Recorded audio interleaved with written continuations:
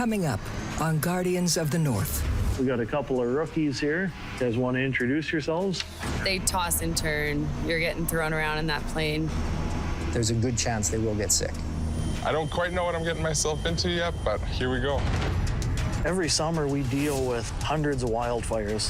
The fire, it's like a living thing. It's creating its own weather. We're protecting livelihoods, communities. We are protecting the North.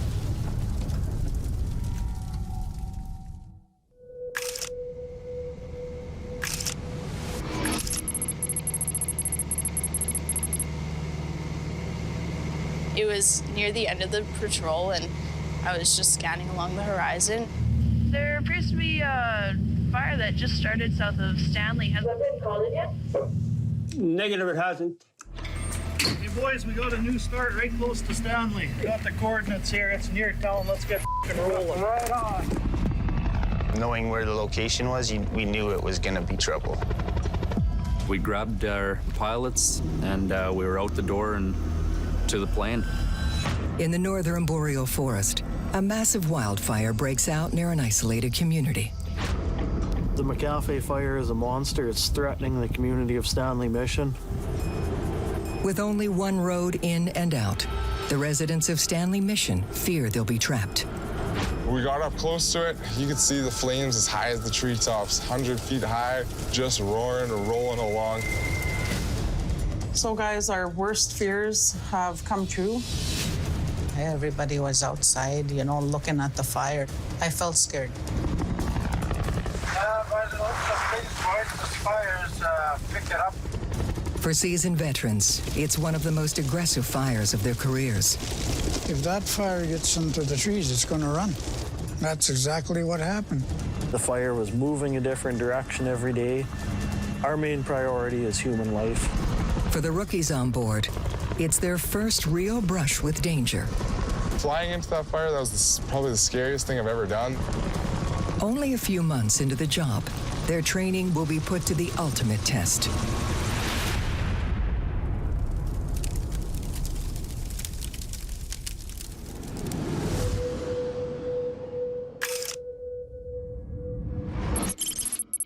Well, guys, welcome back. First day of the season's upon us again.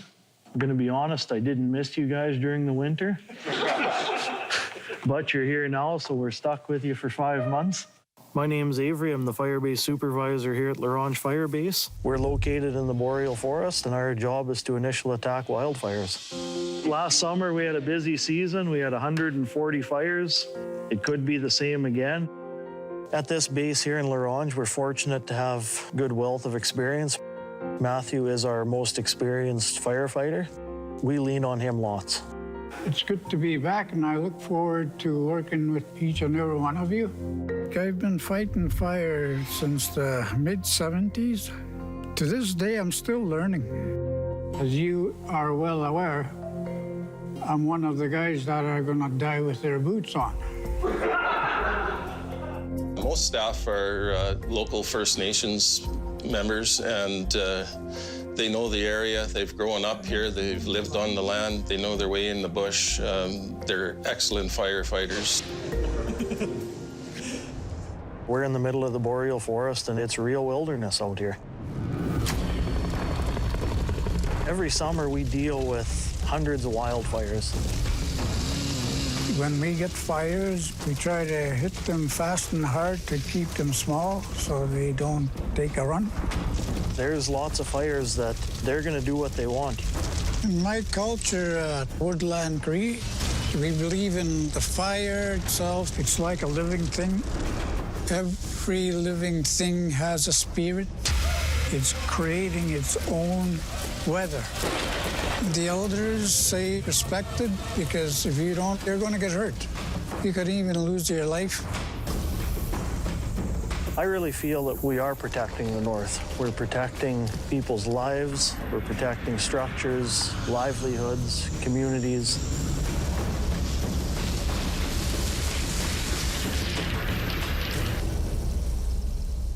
We got a couple of rookies here, Aiden and Philip. You guys want to introduce yourselves? Hey, I'm Aiden. The one guy grew up in the city and he's never seen a wildfire before. I moved up to L'Orange because I wanted to become a firefighter and fight forest fires. Looking forward to it, ready to learn all the training and get ready for the fire season. It's a good group around here. We have a lot of fun and haven't had a fist fight in 3 years, so we're good.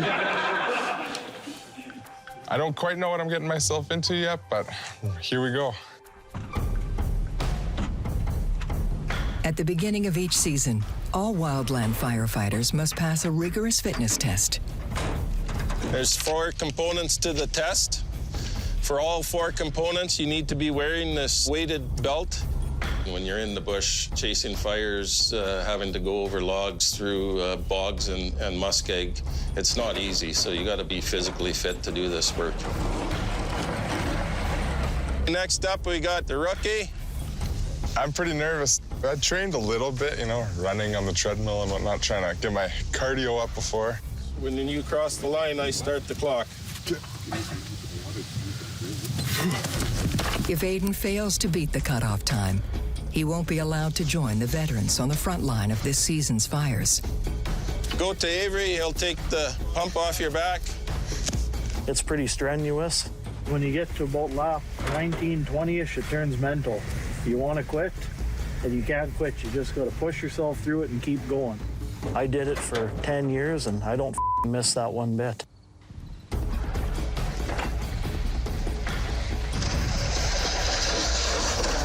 Time. Good job. A little nauseous, tired. Luckily, my time was 13 minutes and 38 seconds. That's good enough to not get kicked out of here, so I'm ready to start training. I'm excited. Congratulate the rookie. The L'Orange Fire Base is a key hub of the Saskatchewan Public Safety Agency.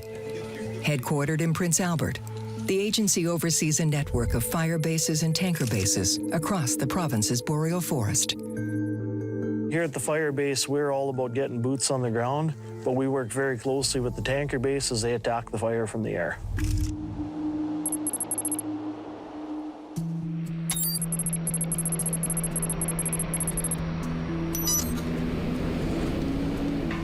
My name's Eric. I am the Air Attack Program Manager, currently based here in L'Orange. We have a variety of aircraft. We've got 2 different bird dog aircraft that'll lead those air tankers into our missions. We have the amphibious CL-215T, the aircraft that lands on the water, scoops that load, drops it, and then returns back to the water to continue. And we also have the Convair 580, which is a land-based aircraft which drops the fire retardant. My name is Mackenzie, and I'm an air attack officer. I'm very proud of my Métis heritage. I'm extremely honored to be the first female air attack in Saskatchewan. Our job as air attacks is to contain wildfires from the air.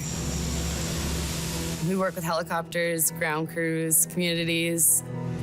We're all striving for the same thing, make sure everyone's safe. We have a new recruit, Travis, who's aspiring to be an air attack officer. I spent a few years fighting forest fires on the ground.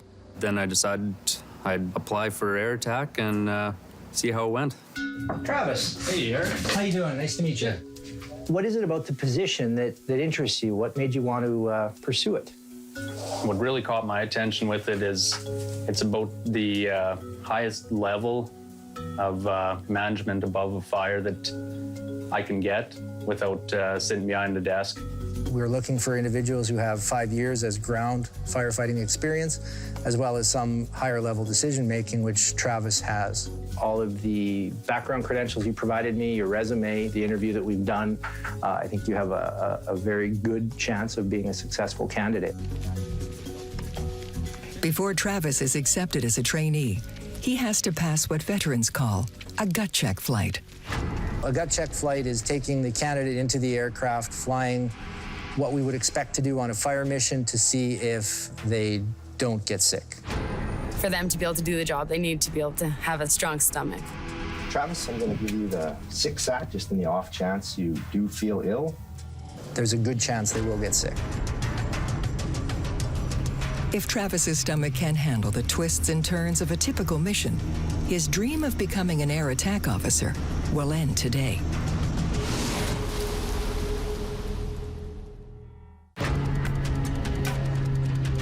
A gut check flight is taking the candidate into the aircraft, flying what we would expect to do on a fire mission to see if they don't get sick. For them to be able to do the job, they need to be able to have a strong stomach. We went through some pretty hard banks, low-level flying. They toss and turn. You're getting thrown around in that plane.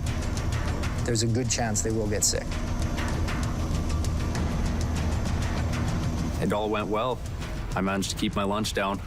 If I make it through the trainee program, I'll be up in the air over the fires, and one of the voices everyone hears from above.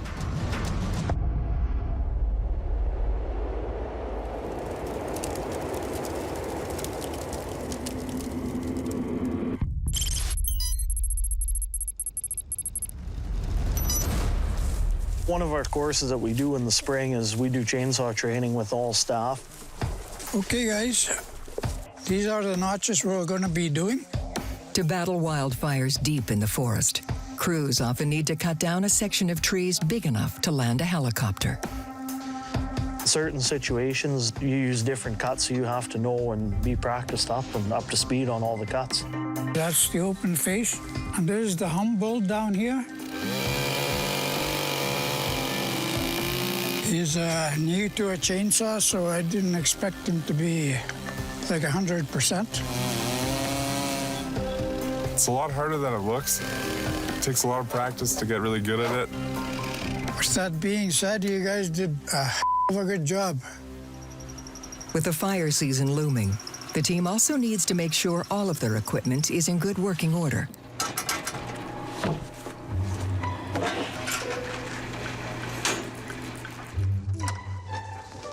Along with hoses and pumps, an important part of their firefighting kit is the aerial ignition device.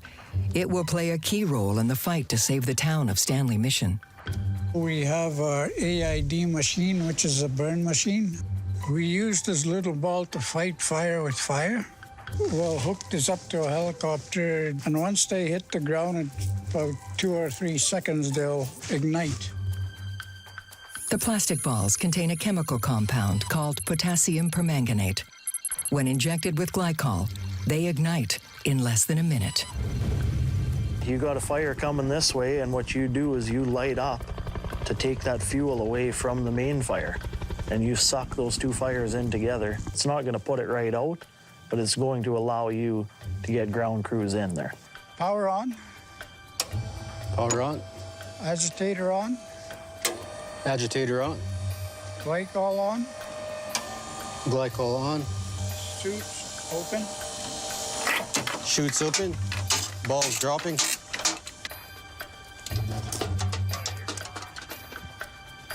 Ping pong balls lighting on fire just from the chemicals and the powder that's in them. It's pretty cool.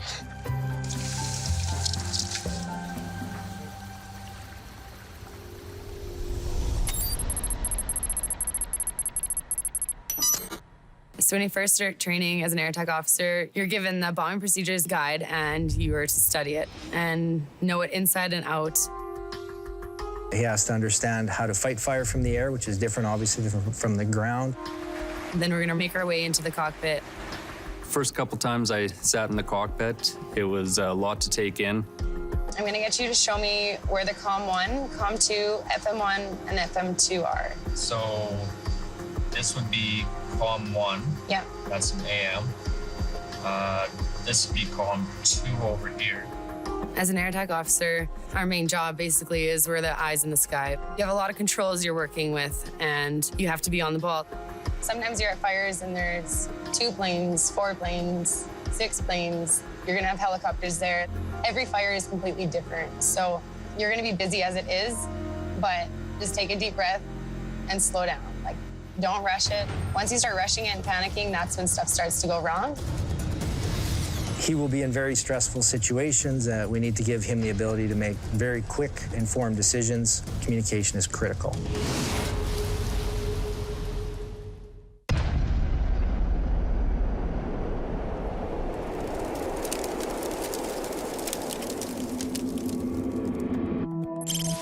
crew leaders up front, you talk to me when people gets out. With fire season approaching fast, firefighters in La Ronge prepare for the most dangerous exercise at the base, hover exit training. It's where you get out of the helicopter where it's still in the air and it's not quite fully on the ground. Try not to get your feet under the skid. In case we come back down, it'll be painful. We practice hover exit for areas that we cannot land suitably in. So you can get dropped off in a place on the fire that you can't land fully yet. So like on top of a beaver dam, for example. It's a high-risk maneuver, but we train for it, we practice it, and we do it over and over again. We wait out on the field and the helicopter comes and hovers beside us. And when a helicopter comes down, it almost blows you over, and it's a lot of wind and it's super loud. Getting in and out of a helicopter while it's flying demands perfect communication between the pilot and the firefighters. You're relying on a pilot to hold your machine steady as your crew is getting out onto the skids, and any wrong movement could result in fatalities. With spring training ending, the next hover exits will take place on the edge of the season's first big fire. For rookies like Aiden, it'll be an anxious leap into the unknown. The pressure's on, you don't want to screw up. You want to try to do a good job and impress the veterans.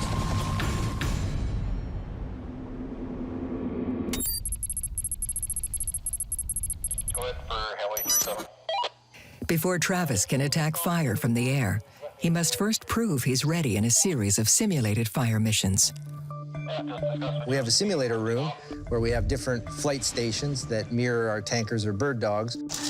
Clear left, clear right. We had Travis as the air attack officer. I flew the bird dog. Mackenzie was evaluating Travis's performance. You check 167. Airborne this time.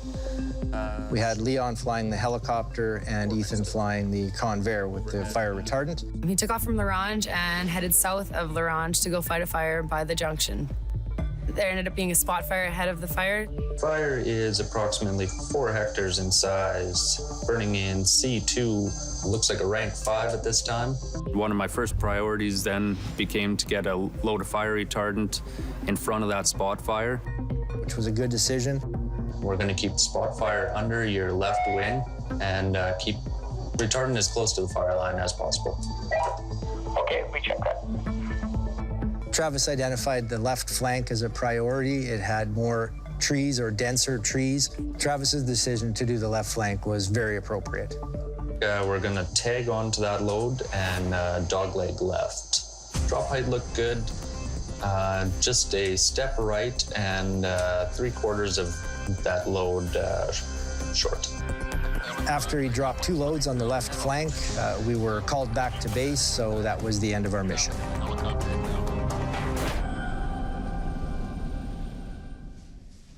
Your run descriptions were good. Your terminology was good. So at the end of the sim session, we have a debrief. I just have one question regarding why on your last drop did you choose to just use 1/3 of a load instead of using the whole load? We were recalled to La Ronge to go to a new start, and I would have sent him just direct with his full load, but need that 1/3 off to land. He was catching on very fast. He had a few minor details that we had to talk about, and he's going to be in the plane right away here. I had no airspace issues. I don't know, 471 or the helicopter pilot? No.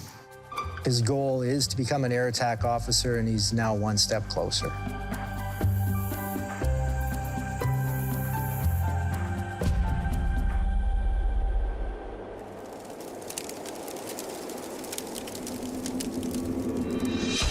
With the weather heating up, nervous anticipation spreads through the fire base. Yeah, the numbers are starting to climb here, guys. We're gonna get busy, and when we get busy, it's not gonna end. We'll be working long days. That's the nature of the business. Now that our spring training's done, things are gonna get real here. We don't know when it's coming, but it's coming. Fire season's here. Within days, a forest fire big enough to create its own weather will threaten a remote community and push everyone to the brink. Just remember, though, at the end of the day, we don't have to be heroes out here. Just make sure everybody comes home safe at the end of the night. I'll buy you guys supper.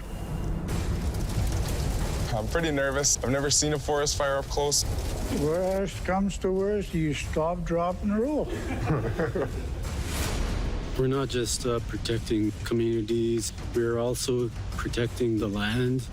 There's a lot of people that we all work together to accomplish the goal at the end of the day. That's to save the North.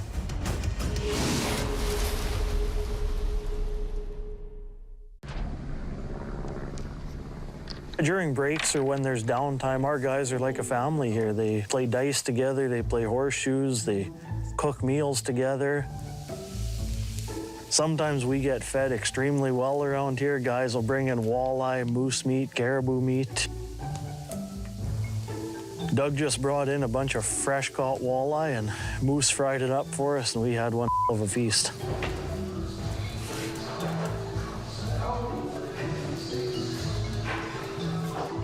Yeah, my foot is not healed.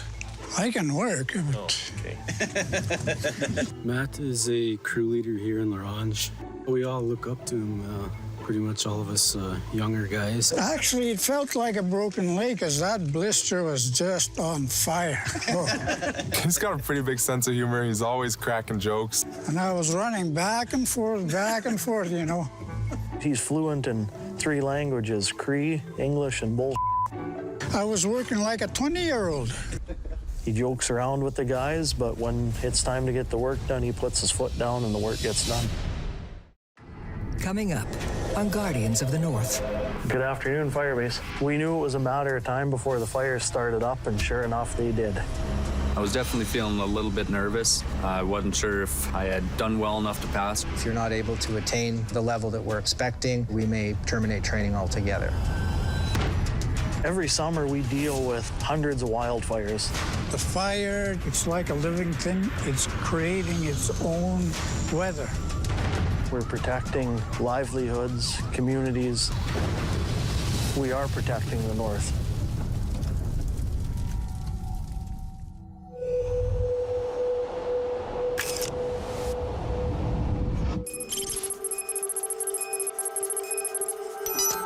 I got some natural barriers here, but I want some mud line put from point A to point B, and then from point A to point C. It's early June, and crews from La Ronge are battling one of the most dangerous wildfires in years. A massive blaze near a town with only one road in and out. The McAfee fire is over 8,000 hectares in size and growing rapidly, threatening the remote community of Stanley Mission. Our first thoughts are, how can we protect this community? And what we're going to do is we're going to burn off all this green here. We knew we had to get a barrier around that community, so that's when we decided we were going to fight fire with fire. Fighting fire with fire means using the base's aerial ignition device. Let's make some fire. Flying along the edge of the main fire, the crew deliberately sets a new section of forest ablaze. We will start a fire out in front of the main fire. The main fire will draw that new fire in, removing the fuel because it's being burnt as it's being drawn back on itself. If the tactic works, it may save the nearby community of Stanley Mission. You can feel the heat. It was pretty intense. You can see the flames right behind you. The forest is just like you're pouring gas on it.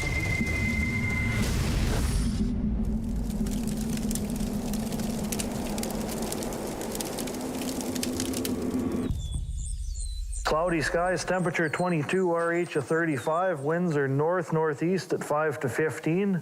They're calling for an 80% chance of rain today, but weathermen and politicians are the only people that get to lie and keep their jobs.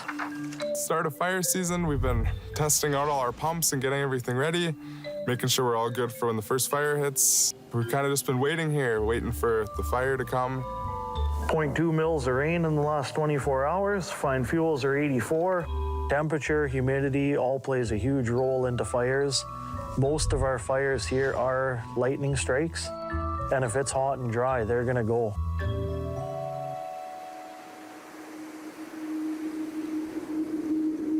For the rookies at the base, there's a growing sense of anxiety as the hours tick down to their first fire.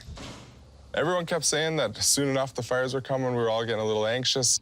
I know when I was waiting for my first fire, you're sitting on pins and needles, and you got a mix of emotions. You're excited, you're nervous, you don't want to up. But in those days, we didn't even have safety glasses. Safety glasses. Sometimes Matthew talks lots about fighting fires in the 70s, and it was a different time back then. What we had on was what we went in the bush with. You had a jean jacket, jeans, running shoes. We didn't have no helmets. Some good stories from the old days, some good stories from fires. So 3-4 days, you won't see anybody. And by that time, you run out of food. They used to fish out there, and they used to even catch rabbits. And if they don't catch food, they don't eat. So it's pretty wild. We got back to camp. These elders were laughing. They were talking about this other elder. They asked him if he got scared or anything like that, and he said no. And they asked him, "Why are your legs shaking?" I am very proud to be a Woodland Cree. We believe in the fire itself, the water, the trees, the wind.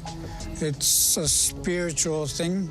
Some people that are gifted say they can hear the trees scream if they're getting cut or burnt. I never had that experience. I'm not gifted, but I still believe in that.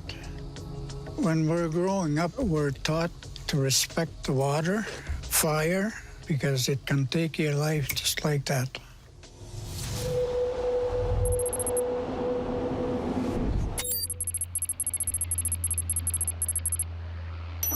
At the nearby tanker base, where they attack forest fires from the air, there's a similar atmosphere of hurry up and wait.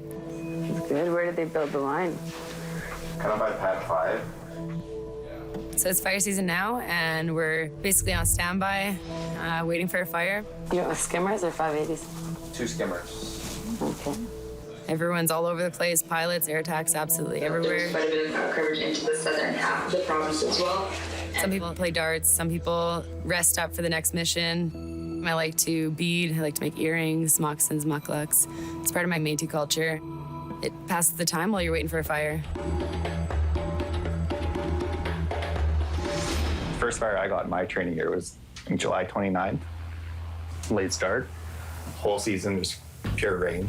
For rookie Travis, the nervous anticipation runs deeper. He's awaiting his final supervised check ride.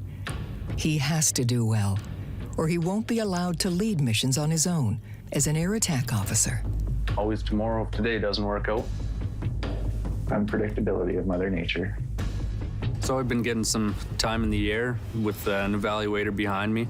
They're always watching my every move, and hopefully one of these flights they'll be willing to sign me off and send me off on my own. First mission, 580s by yourself. It's exhilarating. It's all resting on you. It's an important ride for Travis. We have a line in the sand where if you're not able to attain the level that we're expecting, we may revisit your training or we may terminate training altogether. He's extremely nervous, you can tell, but he's trying to act cool. Hey, how's it going?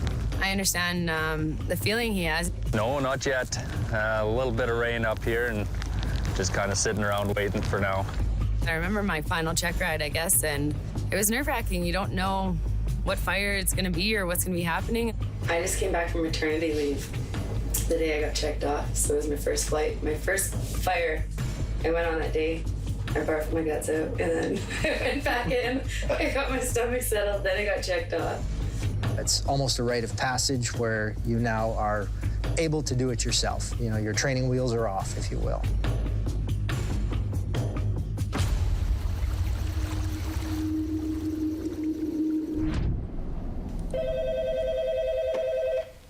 Good afternoon, Firebase.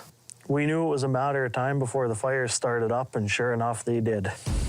Northeast of Pine House. Alrighty, no, we will get the helicopter up in the air right away. When we get a call, we don't know what to expect. We don't know what's out there. I was pretty nervous the first fire we had. Putting my gear on, I was just kind of shaking a little, strap my radio on, make sure I had everything, and we were out of there real fast. Strapped in and the headset on, I was just shaking, just nervous, but excited at the same time. So I know I was, and I still am. Yeah, it doesn't go away. The crew's job is to survey the scene by helicopter and come up with a plan of attack. Every first flight to a forest fire is a ride into the unknown.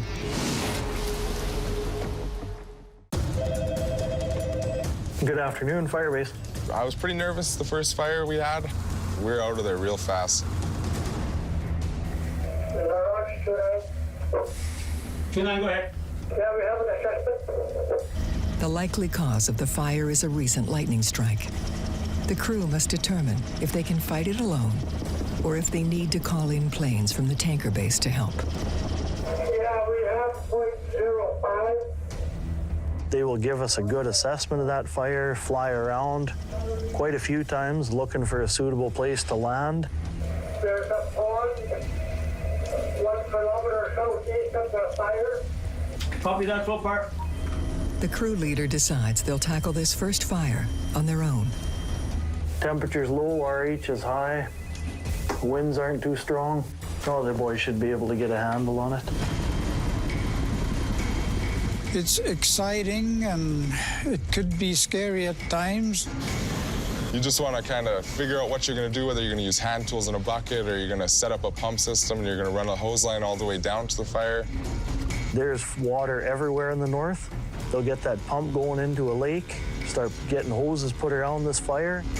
If small fires aren't extinguished quickly, a change in temperature or wind could turn them into uncontrollable blazes that threaten nearby communities. We had the helicopter, we hooked up the bucket. He went and picked it up, the water from a lake, and then he flies back up and he comes over and it opens up his bucket when he's ready to drop, and it drops it right on the fire. And then he swoops back, closes his bucket, grabs some more water, and keeps going until he's out of gas and the fire's out.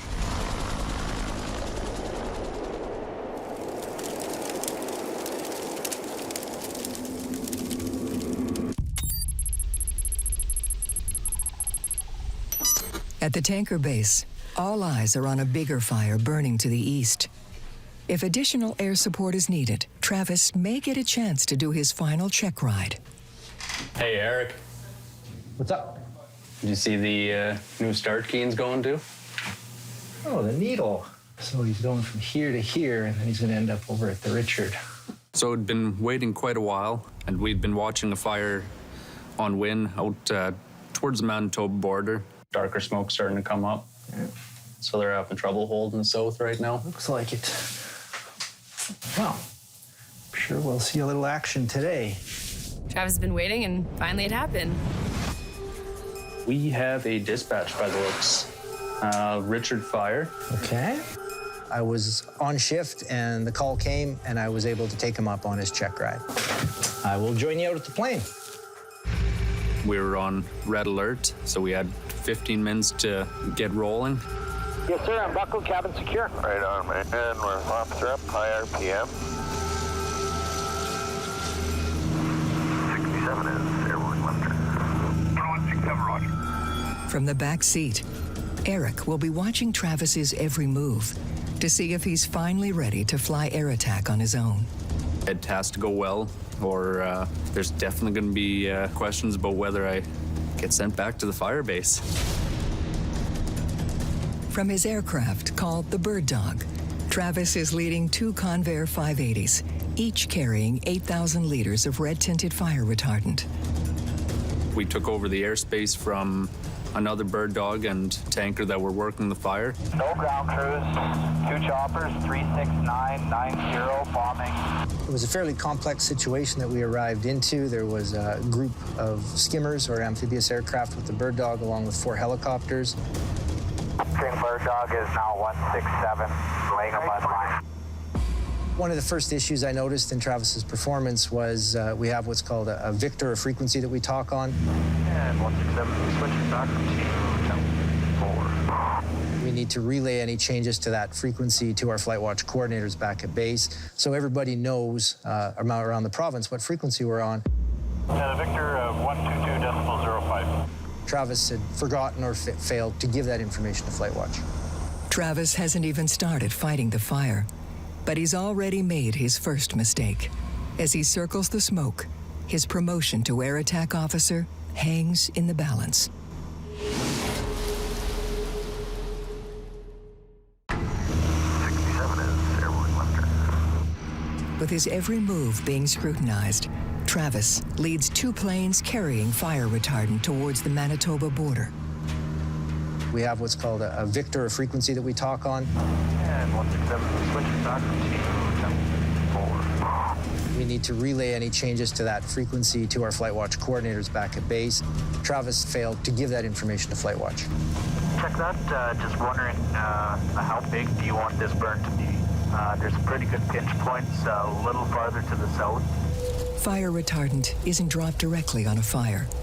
Instead, it is used to create control lines or barriers to prevent a fire from spreading. The incident commander wanted us to establish a control line with the fire retardant, so they were able to burn off the fuels to stop the fire's progression. If we make the burn bigger, we can save a lot of retardant. Travis very quickly identified that what they would like us to do was unattainable. I don't think that's a great option.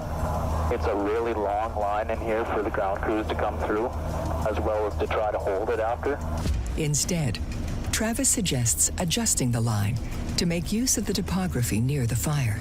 He decided to join up natural breaks, so water bodies that the fire would stop at. This little Mustang running left-right, I want to connect that stuff. His plan will save time and fire retardant. He had found some efficiencies and built a different line that did the exact same job. Anticipated it's going to be 6 load commitment, and we'll be reloading out of Laurent. I believe it ended up being 6 loads of fire retardant that we put out there. We have 1 reload inbound, and we sent the other one for a reload as well. Travis chose to reload the tankers, so that took an hour and a half. I would have preferred he would have called tankers out of another tanker base that could have been over top of the fire in 20 minutes. Back on the tarmac, Travis knows he made a few mistakes, but he'll have to wait for a full debrief and evaluation to find out if he passed or failed.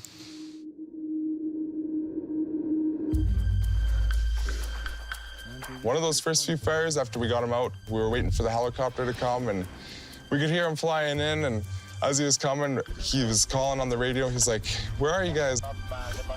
There's times a crew on the ground, they can see the helicopter cannot see them.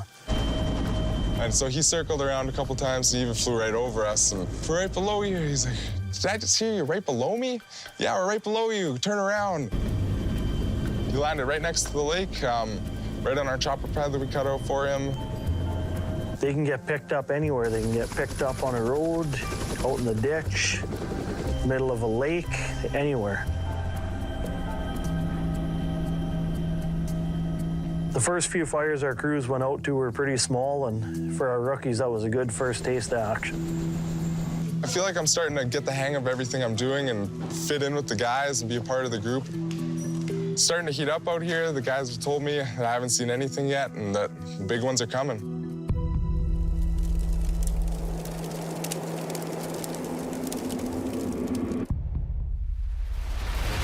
Back at the tanker base, Travis faces the heat of a team debrief about the mission he led to the Richard fire. Communications, obviously some breakdowns with Victors and bomb frequencies.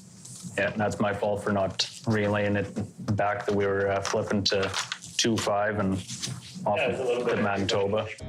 I hear you say yep a lot. Yep. It's affirmative. Affirmative or negative. Okay, so just change that terminology so we can stay standard. In these debriefs, you have to be brutally honest. Lives can be at stake. We have to be able to leave our egos at the door. You'll take about 5 seconds to respond and try and speed that up, right? Okay. I was definitely feeling a little bit nervous. I wasn't sure if I had done well enough to pass or not. What frequency should we have been on? 1B. Why? because 67 was replacing 61. Right. Okay, let's go to run descriptions. The good, the bad, and the ugly. Overall, I think they were good. I caught myself rambling at least once. The ugly, very first drop, they very clearly didn't understand what I was telling them, and that's on me if they don't understand what I want. We went through all of the areas of concern one by one, had a very frank discussion on them. So what do you think should happen now? If you were me and I was you, what would you say? I basically said to Travis, in my position, would you grant yourself certification? Oh boy. He put the onus on me at the end. I would definitely be nervous about me not passing the change of victors on. That's definitely a major one. Don't think I'll be doing that again. Right. Travis hesitated. I had to ask him a few times. I'd pass me.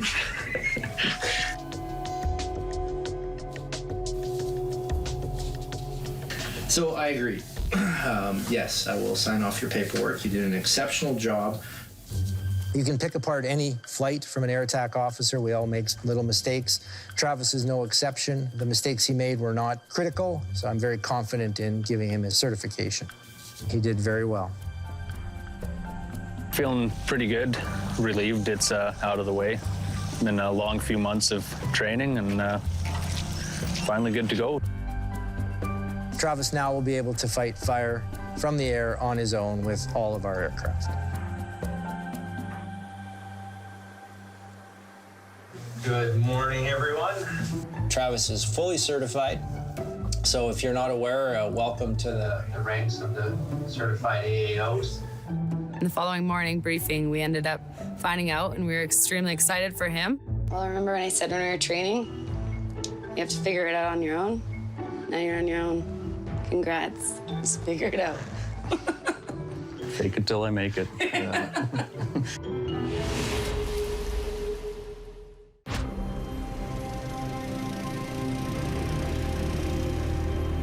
While we're waiting, we do a lot of other work to help other people out. I just sent 2 crews out to do work at weather sites. They clear the brush around them just so we can get accurate readings. Burning daylight, boys here. Come on, come on, come on. Move it, move it. Even day-to-day tasks are remote for our staff. We can go up on bush trails with no cell service. There's wildlife hazards. Every day is a challenge. We used to have crews stationed here.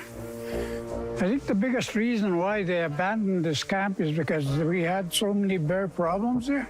This is bear country. They're everywhere. So you just gotta watch out and know what to do if you do encounter a bear and what not to do. Don't panic. And they told us if we did meet a bear, you go like this. Whoa, bear. Try and make yourself look bigger than a bear and say, whoa, bear. But that does not work. Coming up on Guardians of the North. I think there's a smoke over there. Hey, Ray, got a fire. It was reported near the community of Stanley Mission. There's one road in and out of there, and we knew we had to act fast. The McAfee fire is over 8,000 hectares in size and growing rapidly, threatening the remote community of Stanley Mission. It was already too big and moving too fast for any amount of aircraft to get it knocked down to the ground. It was quite obvious this fire was going to be trouble right from the start. Every summer, we deal with hundreds of wildfires. The fire, it's like a living thing. It's creating its own weather. We're protecting livelihoods, communities. We are protecting the North.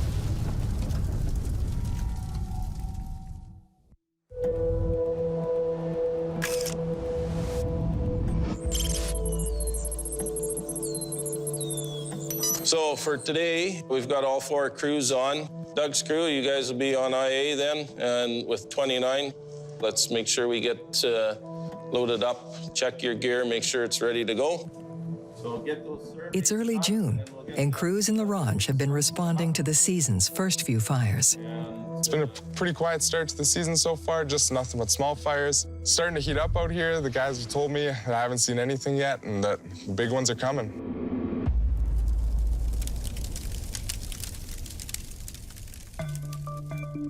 Winds are going to be northwest 15 to 30, gusting 40, so a windy day.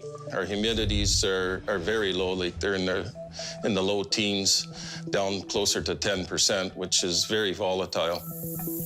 Dry conditions can lead to dangerous fires, and bases across the boreal forest are on high alert. We have our headquarters in Prince Albert. Every morning, there's a provincial briefing. Okay, good morning, everyone. So this morning at 6 o'clock, we had high pressure over the northern border of the province, as well as to the west, with surface ridging connecting those, and an upper ridge just to the northwest of the province. So we did see some mainly sunny skies into the Buffalo Narrows region, as well as into Kindersley. There's fire bases, there's tanker bases, there's pilots, there's admin staff. Everybody's listening in on the morning briefing. Grassland and East Parkland regions. They provide us with all kinds of helpful information and give us the resources to do our jobs properly. 24 hours. Never know when we're gonna get fires, lightning strikes, human caused, doesn't matter what it is. So basically everywhere in the province, you're ready, prepared, because you never know what's gonna happen. Saskatchewan minus East Boreal, and then there's also lightning strikes. Good afternoon, Firebase. We learn about fires in many different ways. We have lots of phone calls from the public, south of La Ronge by the Bow River. Down at headquarters in Prince Albert, they have a bank of cameras and they're monitoring all over the north. We have 53 fire towers with video cameras that are constantly monitoring for smoke and new starts. Along with the fire towers, detection planes take to the skies daily, scanning the forest for signs of trouble. I'm Alicia. I'm 20 years old, and I'm an aerial observer at the La Ronge Fire Base. And I go on patrols and look for smoke and for forest fires. When we go up, I'm scanning just like along the horizon in quadrants, and about every half hour we will do just like a 360 just to check back and make sure that we haven't missed any fires. There was this Sisipuk fire that was on the border of Manitoba. Right over there. I guess there isn't a community super close to that one, but yeah. There was 6 fires that we checked out that day on that side. That's a lot of fires. You can see very, very far on a clear day, and it's just all just forest as far as you can see, and there's a bunch of ponds and lakes and rivers all scattered around. It's really incredible. With the weather heating up, the season's first small fires are about to give way to one of the most dangerous blazes in years. The guys keep saying that the big ones are coming, and they did.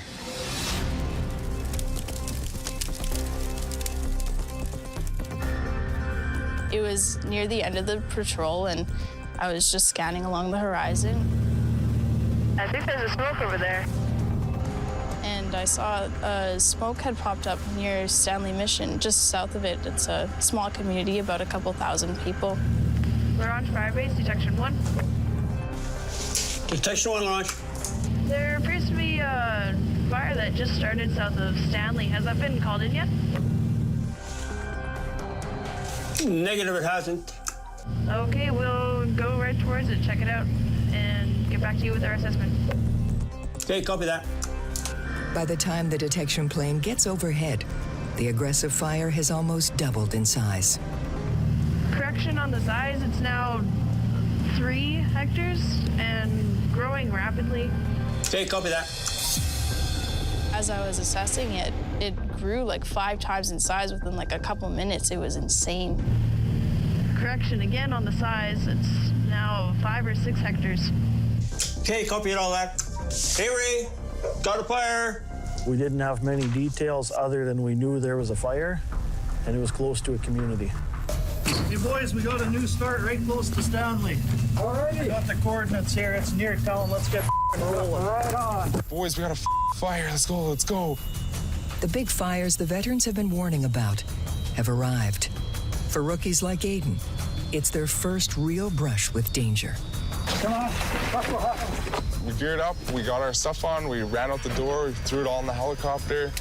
It was reported near the community of Stanley Mission. There's one road in and out of there, and we knew we had to act fast. Ready back here, all buckled up, ready to go. Based on the initial sighting, the fire is burning 70 kilometers northeast of the fire base and just 5 kilometers south of the community of Stanley Mission. For the 2,000 residents living there, the darkening sky is an ominous sight. Got everybody running out of the office here looking at the big cloud of smoke taking off. There was a few of us standing outside and just looking at it for a bit. And everybody was just like, what the heck's going on? It grew really fast. Like, it just took off. Like, because it was windy, the conditions were just right, I guess, for the fire just to move really fast, and it came on real suddenly.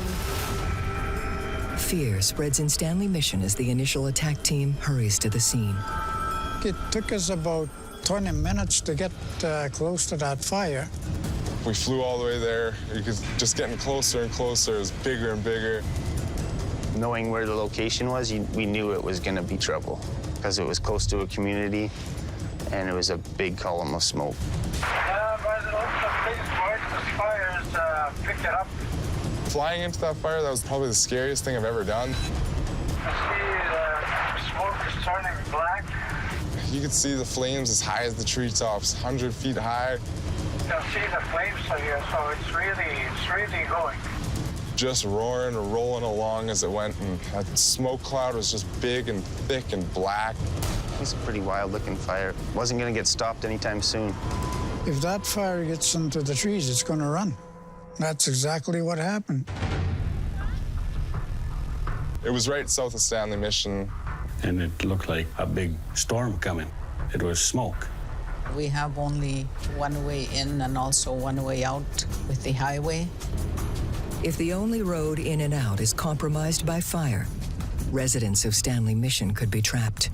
It was quite obvious this fire was going to be trouble right from the start.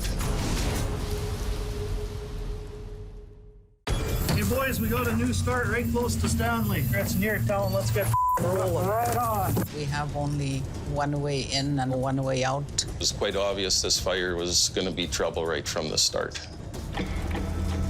This fire was class 5 by the time the guys got out to it.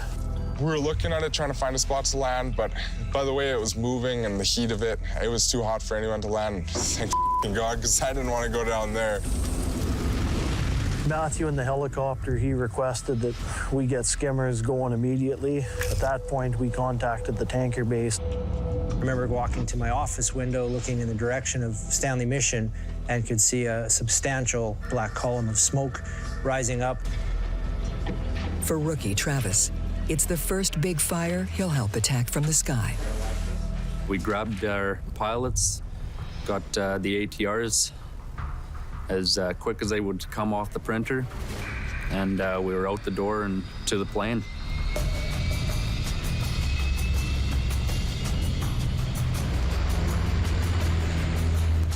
All right, check that. We'll get overhead, get everything figured out with you, and you'll be good to go then. With air attack officers coordinating the mission, water bombers will try to put out the blaze before it gets too big. So we started heading that way, and we could see immediately that this was going to be a difficult fire. It already looked pretty big and impressive. We could tell that it wasn't one we were going to be able to put out right away. After assessing the fire, water bombers load up for battle. We just come down and touch down right on the water. And about 8 seconds, 9 seconds later, we're full, and we're picking up 1,200 gallons. We were getting a load on the fire about every 2.5 minutes or so. Just hit it as hard as we could. While planes attack the fire, word spreads quickly that a remote northern community is under threat.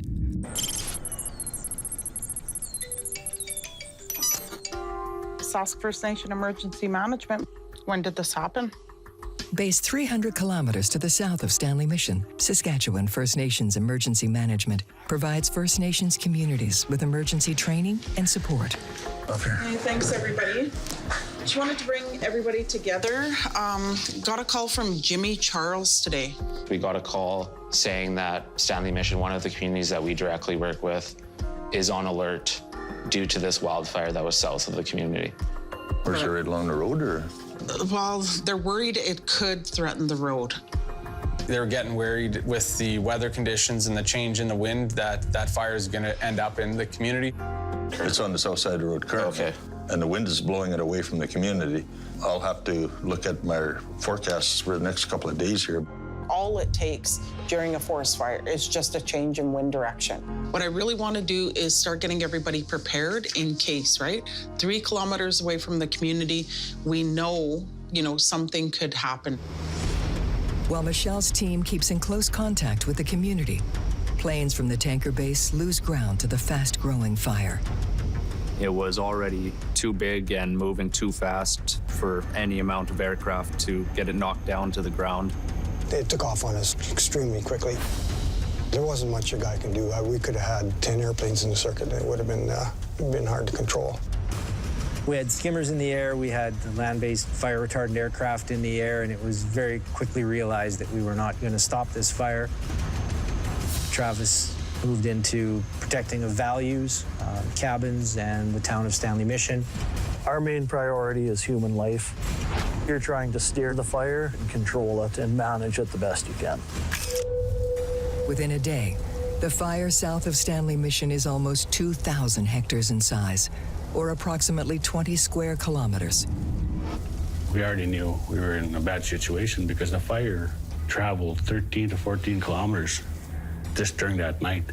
We kept constant contact with the community. We had radio messages. We put information out based on what we knew about the fire. This fire just kept going and going and going.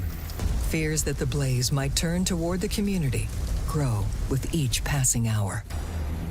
We could see that the fire was going to threaten that road and likely cross it within a few hours. The fire picked up and took a run to the west. And it's compromised the road. It's compromised the road, and it did move closer to the community. So the health center is getting together their P1 and P2 numbers in the case we have to evacuate. When I was getting a phone call from the community, everybody was scared. Think of it as being on an island. The only support you have is what's in that community at that time. For Michelle's team, discussion turns to the firefighting equipment the community has on hand. Stanley Mission has a new fire truck, but their volunteer fire department lacks the proper training to use it. You have contact with somebody with a fire truck? Yeah.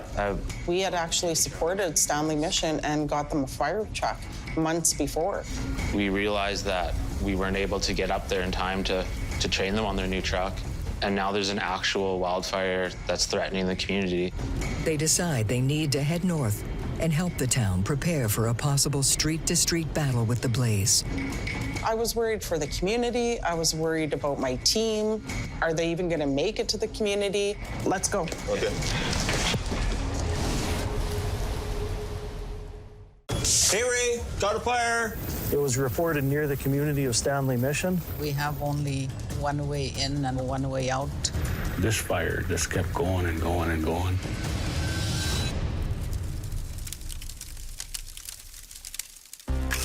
The wildfire burning near the community of Stanley Mission is now almost 4,000 hectares in size.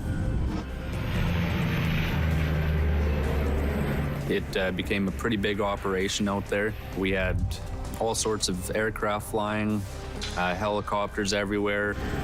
We had hundreds of personnel working on that fire. It was blowing up at different times throughout the day. There was air support coming 2, 3, 4 times a day to help us out. We had an air show going on, I guess you could say. We had so many water bombers in the air, helicopters doing the best they can. A key part of the battle takes place in the hangars, where engineers work long hours to keep the planes safely in the air. When there's major fires, all our aircraft are on deck, everyone's flying, maintenance is ready to go. The more you fly, the more potential for issues. Bit of a problem here, the first one. Our B-nut's leaking here, hydraulic fluid out of our bomb door actuator, and it's pooling at the bottom. Obviously, you don't want hydraulic fluid leaking. Almost all the systems on them, including the water bombing system, is hydraulic. So if you have a leak and you lose your pressure, you could not have the ability to open and close your doors as you should. With a community under threat, every repair is urgent. Losing a single plane from the rotation could have deadly consequences. Whether you're flying, whether you're fixing, whether you're on the ground, dispatching, loading the aircraft with retardant or water, whatever you're doing, everyone has the common goal of we're protecting people, we're protecting infrastructure, we're protecting lives. With the wildfire still too large to put out, efforts turn to steering it and creating barriers to protect the town. One of the strategies to control a fire of that magnitude is to create a fire break, a gap in the fuels, so the fire has no ability to burn. We can do that by putting in cat lines, dozer guards, where we actually remove the trees from the area so it can't be burnt. You're kind of pretty close to the fire a lot of the time when working with cats. You'll be right in the thick of it. Bombers flying over your head, dropping loads of water on the fire as you're working. Since a slight change of wind could send the fire racing toward the town, the fire-based team decides to try a riskier tactic called aerial ignition. Aerial ignition involves deliberately lighting a new section of forest on fire, starving the main fire of fuel and creating a barrier of burnt timber. We use this little ball to fight fire with fire. They have a machine called an aerial ignition device, an AID machine. It has little spheres like ping pong balls. Agitator on. Glycol on. Glycol on. The plastic balls contain a chemical compound called potassium permanganate. When injected with glycol, they ignite in less than a minute. It drops from a helicopter, and once they hit the ground, they'll ignite. So they'll start a small fire in front of the main big fire. The big fire will draw the small fire into itself, burning the fuel as it gets sucked in, with the hopes that it will stop that main fire from progressing. Before setting a new section of forest ablaze, Matthew and Avery carefully plan out a strategic line for the back burn, incorporating natural fire breaks in the topography. We're gonna use these natural barriers here, like the muskeg here on these lakes. Matthew and I got together. He had some coordinates of where he would like to get the control line or the mud line put in so we could start doing a burn and save this community. And what we're gonna do is we're gonna burn off all this green here. So hopefully that's gonna stop it from going over the line. This is #1 priority, this burn. We want to connect all those things so that we can have one big barrier. I'm just concerned with only having one road in and out of here that people are going to get trapped. I am concerned about the community and the people. Probably the whole community is my relations. If the back burn succeeds, it could help save the town from a fire so big it's now creating its own weather. Get this to the helicopter. Me and Pat got our equipment ready and we headed out. Let's go make some fire. While the team gets ready to fly, Mitch and Pierce from Saskatchewan First Nations Emergency Management begin the long drive north to Stanley Mission. If they can reach the community safely, they need to train local firefighters on the use of their new fire truck in case the blaze enters the town. As soon as you get out of PA, you hit the forest. So right across the bridge, all you can see is trees on both sides. The drive up there is long, it's bumpy. You hit LaRange and it starts to be gravel. It's a chicken trail pretty much all the way up to Stanley Mission. I wasn't even sure if Mitch and Pierce were going to be able to get into Stanley Mission. It was very scary. And then to receive those calls from leadership, we need this, can you help, can you get up here? It was very stressful. You're definitely dealing with a big force of nature. Fire creates its own weather systems and, you know, there's only one road. We could be in trouble if something were to go wrong.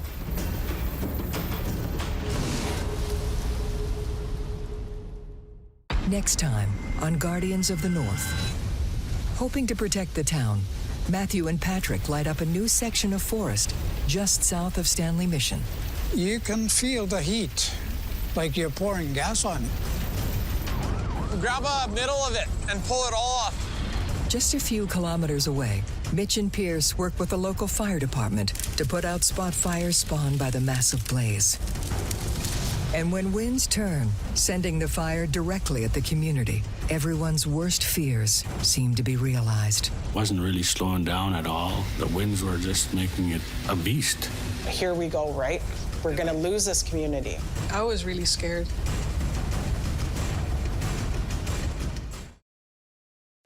Coming up on Guardians of the North.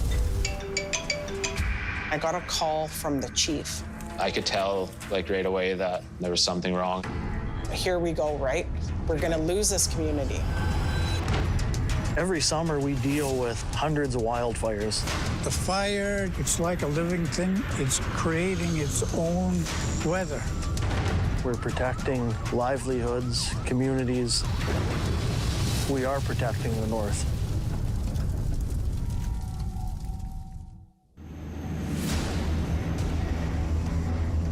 It's early June and we've been fighting one of the biggest fires of the season. The McAfee fire is a monster. It's threatening the community of Stanley Mission. It was a big fire, and it was lots of flame. So our concern would be the fire moving into the community. The wildfire near Stanley Mission continues to grow, with more dry and hot weather forecasted in the days ahead. In just 3 days, the McAfee fire near Stanley Mission has grown to 4,000 hectares in size. With only one road in and out, residents fear they'll be trapped. It was very threatening. It was growing. The winds were just making it a beast. Growing in size, traveling very far. It wasn't really slowing down at all. There was really no way of containing that fire. We just had to manage that fire and prevent it from getting into the community.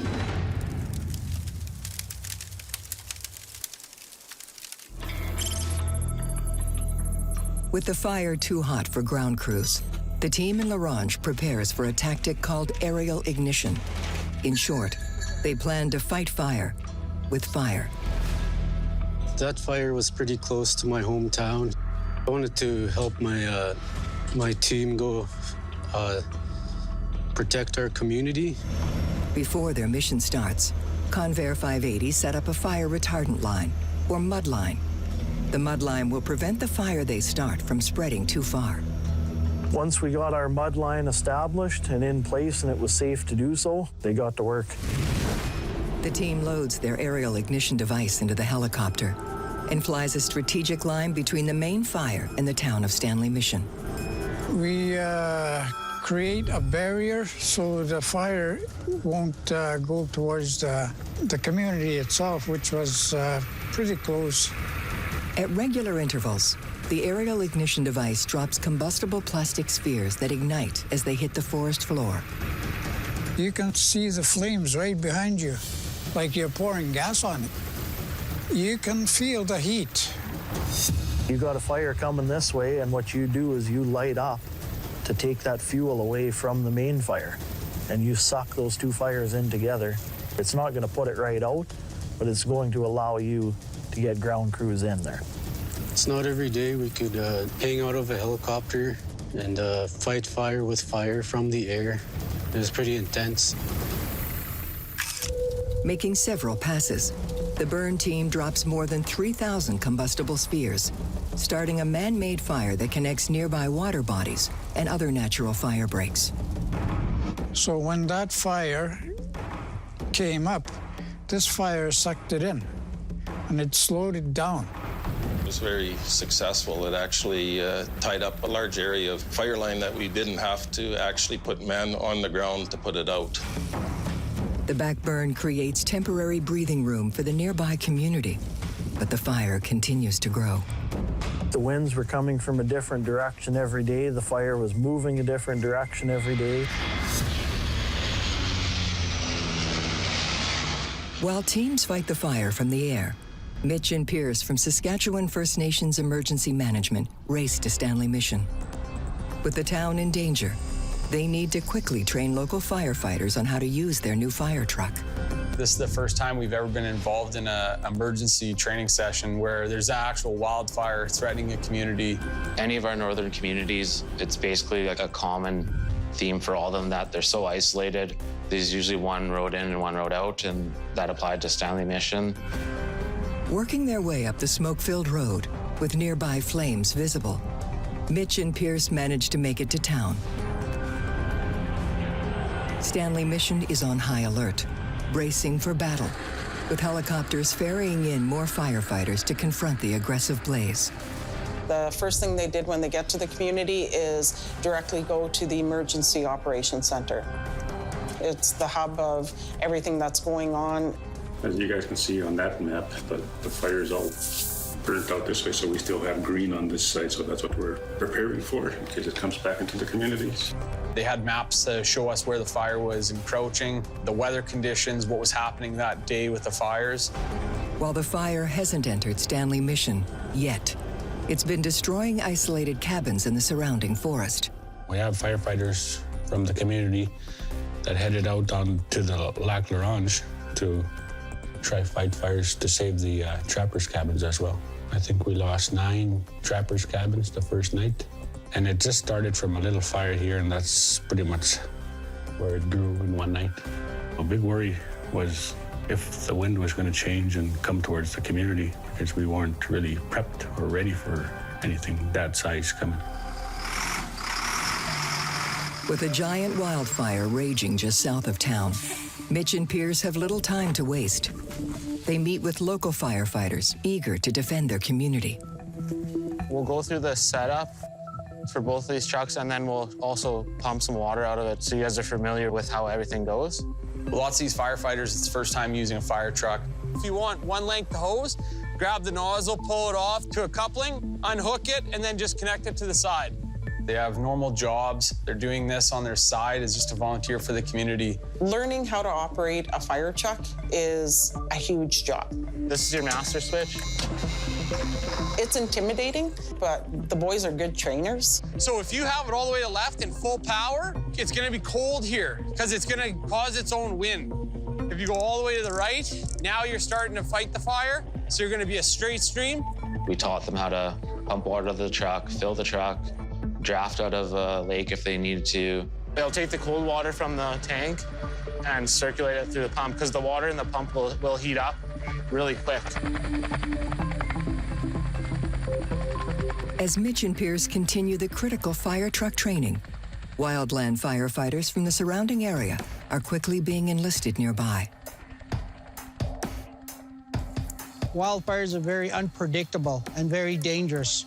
If we have the wrong conditions, extreme fire behavior, the wrong winds heading toward Stanley Mission, well, there's buildings and lives at stake. This is your 1.6 kilometer walk in 16 minutes. 3, 2, 1, go. Having First Nations people as responders in a community for an emergency event is so important because they know the land. You've hunted there, you've trapped there, your cabins are there, so they have so much more knowledge of the land in and around their community. They want to be the first responders, protect their homes, protect their community, protect their families. Right on, guys, right on. With unpredictable weather ahead, the huge blaze could rush the town at any moment. The fire was south of the community and it was blowing away initially, but in this business, the winds can switch around and it would have came back and the community would have been in trouble. It's like a super stressful situation, and you can kind of see it in the firefighters too. They know that they might be called into action at any time.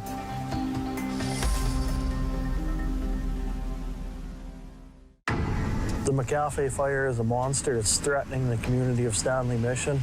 It's not every day we could hang out of a helicopter and fight fire with fire from the air. You can see the flames right behind you. You can feel the heat.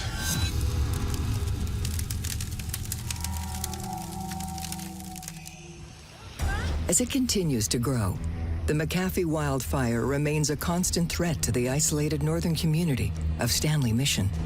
The fire was bigger than we normally experience. We've had bigger for sure. The exception with that fire was how quickly it got to the size that it did. It was a very aggressive wildfire. As attacks continue from the air, ground crews built fire barriers in the dense forest north of the blaze. Julian was working with heavy equipment on the ground. He was creating other fire breaks around the community and around structures, and he did that for 4 or 5 days. Strategy is, just to cut some lines with the dozers, protect the town. He's literally pushing down trees, but they try and clear it as much as they can so the fire won't jump over it. We started earlier, we came in, there was lots of guys here, lots of crews. We had guys from other bases come in to help us out. Oh, it's f***ing hectic. We've got all our resources on it. With the flames only a few kilometers away, the mood in Stanley Mission remains tense. The south side of the fire is rank 2 to rank 3. Every day we had a meeting. That's pretty much where we sat down here. We had our own command posts of the fires. We had a very technical team that were here. Tankers were out a couple times today. We had very good support from them today, as well as the helicopters and ground crews. We were talking about the weather conditions, what the next few days were going to look like, how that fire had progressed through the day. Maximum temperature of 21, RH of 24. The winds will be switching to come from the north-northeast and easterly. So our concern would be the fire moving into the community, and then the other concern is the smoke. If the wind shifted, then the smoke would come into the community. While not yet calling for a full evacuation, it's time to move the community's most fragile members to safety. We would move the babies and the young families, and then the elders, and then the ones that have any health conditions. Because the smoke is really, it really impacts the health. A constant worry is the single road in and out of the town. The fire actually did end up jumping the road and burning along the road for quite a ways. To preserve the only evacuation route, the volunteer fire department has to put their new training to an immediate test. There was lots of fire as you drove into Stanley Mission on the side of the road, and we wanted to make sure that those spots were dealt with. So who's gonna be the hot nozzle guy? If wants to grab the nozzle and hose, grab a middle of it and pull it all off. Give this signal when you want water. So we're just hitting some hot spots around here, trying to wet down some of the areas that are still flaring up a bit. The fire gets so big and so high, blowing these little embers of fire. It was bringing the embers up to the vortex of the heat and actually dropping it in different areas of the community. Well, when you're working the line, you got to make sure you check your surroundings for the trees. Oftentimes, you won't even see the fire. It could be under the ground, and it could be burning for a long time before anybody ever notices it. It'll look like it's not even burning, but underneath, it'll still be smoldering. Knowing your surroundings is a huge part of firefighting. Try and hit to the right as well, back in there like that, yeah. Just behind that tree, there's a spot. Being on the roadway into the community, there's lots of action. So there's cars driving by, fire trucks driving in and out, helicopters up in the air, there's water bombers, tankers going overhead. There's many different organizations helping out there to try and protect that community from the fire approaching it, and it gets to be pretty chaotic. For 5 days, favorable wind conditions and the work of firefighters managed to keep local residents safe. But on day 6, things take a dangerous turn for the worse.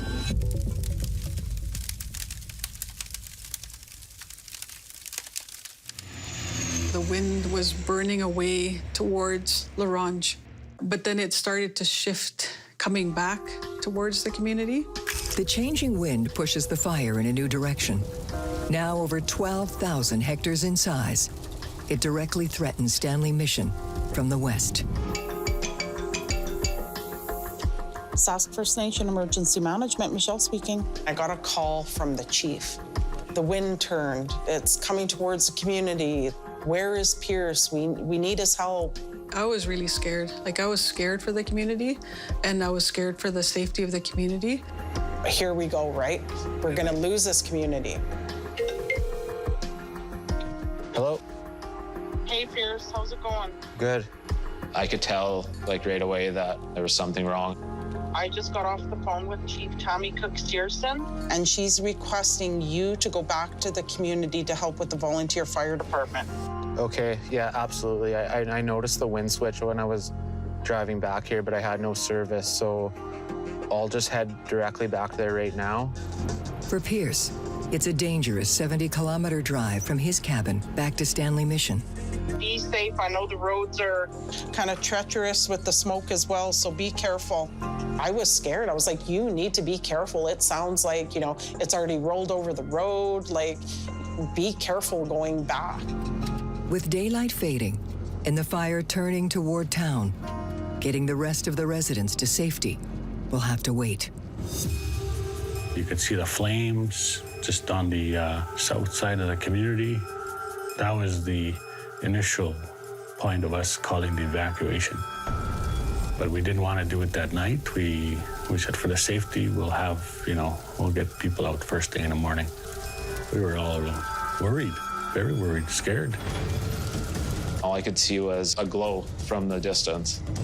I wasn't sure about the entire drive or how that was going to go. I was also worried because there's no cell service within that 70-kilometer drive, so I wouldn't be able to get a hold of anybody if I did run into the fire, or if I was trapped. I could start to see fire, maybe like 50, 40-foot flames on either side of my vehicle. It was pushing right towards the community, going over the road. It was so dangerous. I decided to myself, look, I can't really turn around because I don't know what's behind me now, so I wasn't sure what I should do, but I knew I had to get to the community.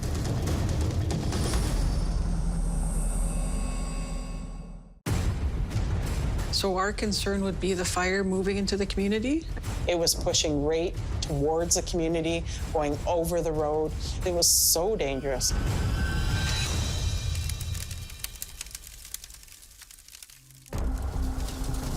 I drove into the community first, and it was pitch black, but there was lights and sirens everywhere. It honestly did remind me a lot of what a war zone could be like. We couldn't call an evacuation. We couldn't get community members out. So it was a shelter in place. Be ready to evacuate as soon as the road can be opened. We decided that we were going to deploy both fire trucks and basically try to hold the line on the highway west of the community. So the fire didn't even need wind to move. It created its own wind. It was just coming in like it was just like a big ball of fire just moving, like it would just take anything in its path. Throughout the night, we were called to various locations along the road where they were concerned about it jumping back and forth. After several tense hours defending Stanley Mission, a slight change in the weather at dawn helps firefighters keep the flames at bay. At the very last second, the wind shifted away from the community. Although the fire could rush the town again at any moment, many residents are able to escape to safety further south. We were able to open up the road again, so they begin the evacuation first thing in the morning. Everybody is scared. I heard many stories of, the fire was right there by the road, or you're having pilot vehicles taking you through. The smoke was so thick on that road, it was dangerous.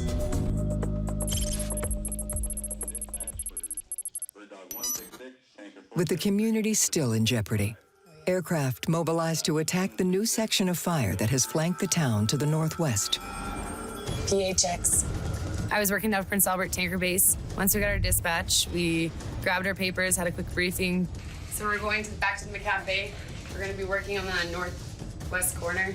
Let's go. Yep. Sounds good. Jumped in our planes and we were en route to the Stanley Mission fire. Clearing flat, clearing the right. Clear it. In up and cross check. Fuel panel. Turning 2.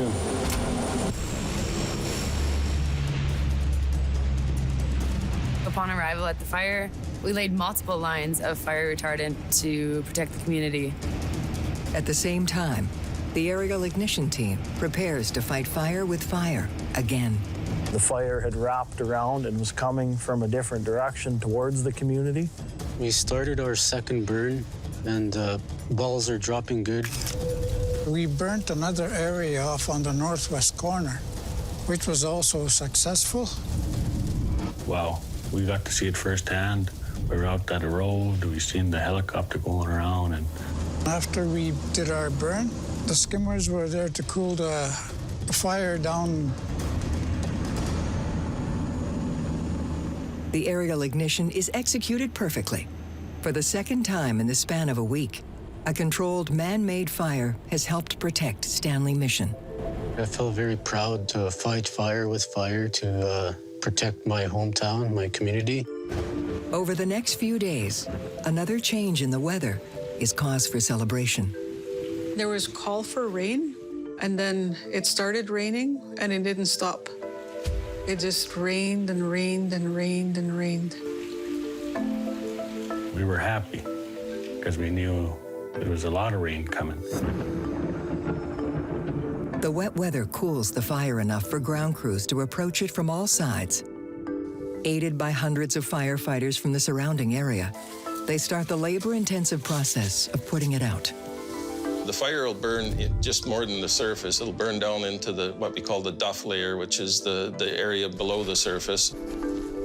They use hoses, Pulaskis, shovels, and they put the fire out. And without ground crews, we're really nothing. We're wasting time. They are the whole thing. They're everything on the ground. Eventually, that fire was contained.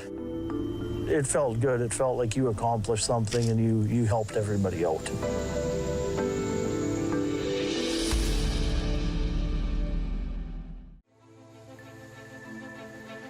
Everybody returned to the community safe. The fire wasn't threatening Stanley Mission anymore. No structures lost. The fire didn't come right to their doorstep. Maybe their back door, but didn't come that close. All the firefighters that came to our community, every single one of them made a difference. I really feel that we are protecting the North. We're protecting people's lives. We're protecting structures, livelihoods, communities. There's a lot of people that we all work together to accomplish the goal at the end of the day. That's to save the North.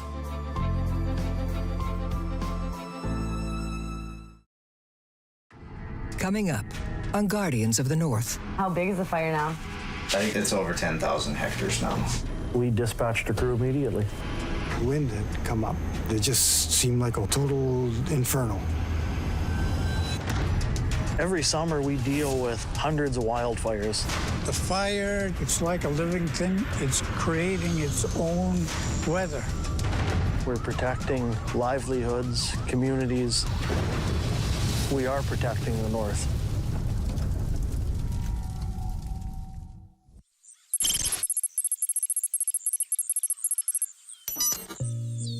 It's early August, and recent wet weather has kept forest fires near the La Ronge base mostly in check.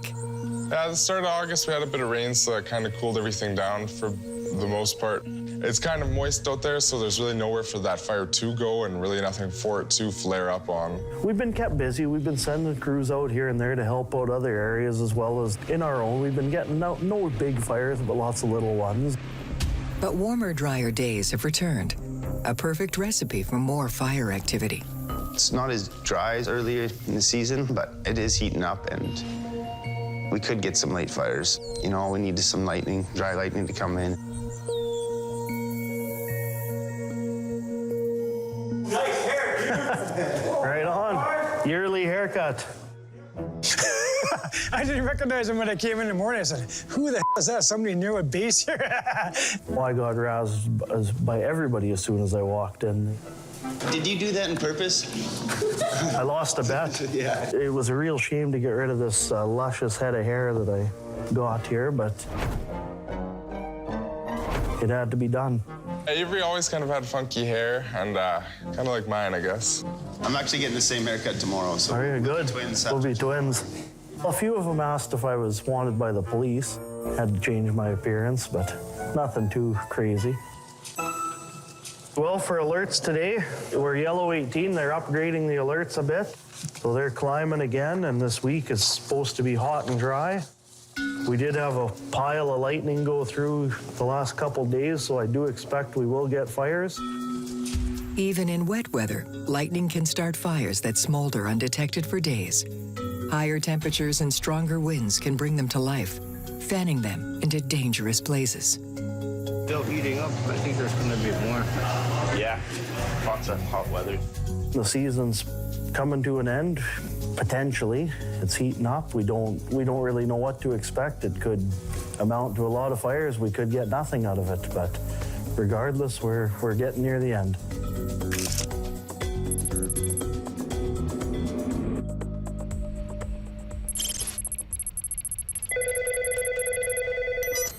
LaRange Tanker Base, Eric speaking. While the fire base watches and waits, the tanker base keeps an eye on a large blaze called the Richard Fire, burning 200 kilometers to the east. How big is the fire now? It's over 10,000 hectares now. We do still have the one big fire burning, known as kind of a project fire. Project fire is a fire that's escaped initial attack for whatever reason. In this case, Mother Nature was, it was a very hot day when that fire started, and it was just beyond our ability to suppress. Started by a lightning strike weeks earlier, the Richard Fire has grown to 10,000 hectares, or roughly the size of 20,000 football fields. And it's half and half across the border? Probably 60-40 split. It started right here. And then the first few days it burned to this. We were hoping to stop it here in this water, but then it spotted over and just made a huge run, and it goes all the way into Manitoba. This fire will be a project fire for weeks. The recent wet weather has allowed the air attack teams to get the upper hand, but that could change at any moment. It's got multiple fingers. It's large, and the lakes aren't that close, so it's a difficult fire to work on. The Richard Fire is a sleeping giant. With hot, dry weather returning, everyone knows it will likely explode again. It's still very, very active and has dangerous potential.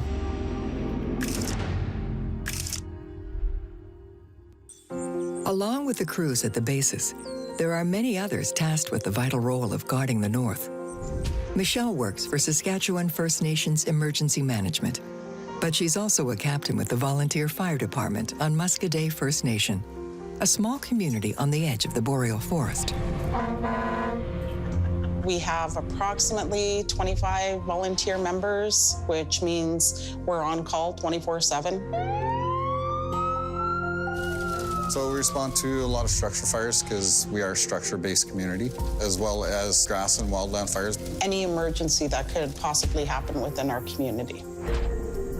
Recently, my daughter Chelsea moved back to our community. Well, last year was pretty bad for fires, too. We already had like freaking 20 grass fires. Yeah, it was really dry. Since Chelsea's return, Morgan, Logan, and Nick have been trying to persuade her to join them on the Muscadet Volunteer Fire Department. They've been, bugging her and nudging her, and Chelsea, you gotta come to the fire hall. You should come to a meeting, come check out our training. It's pretty fun. Yeah. Practicing. My cousins kept trying to convince me that it'd be a great idea to join because we could all rush off to calls together since we all live in the same house. Join if you want, I guess. We could use you. So. I was a little hesitant, but they kept being persistent in their pursuit. It's burning season coming up. It'll get pretty dry out there. So are you gonna be the one who ends up training me since you're a captain now? Yeah. Or just come to the next meeting. When's that? Tomorrow. Eventually, they just wore her down, and all of a sudden, she come walking through the door one evening. I was like, wow, right on. Hey, welcome to the meeting tonight, everybody. We have a new member joining the fire department today. Well, my name's Chelsea Marasti, and most people already know me here because it's a lot of family on the fire department.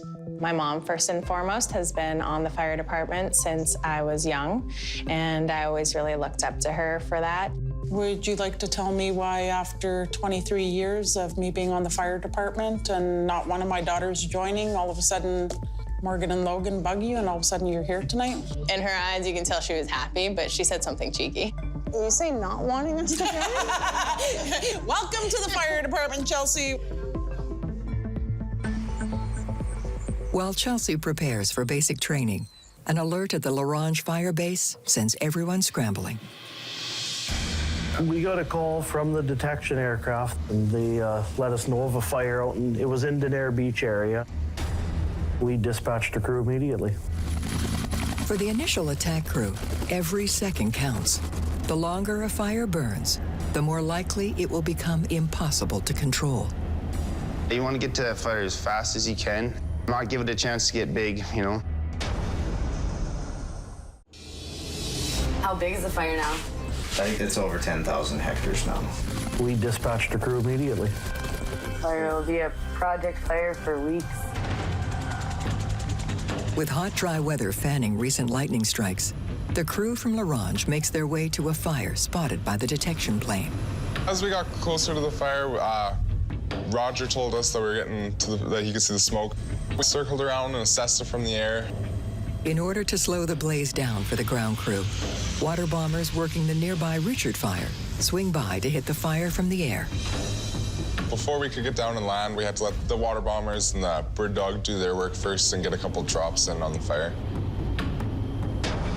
I think our pilot said it was the closest he had ever been able to land to a fire.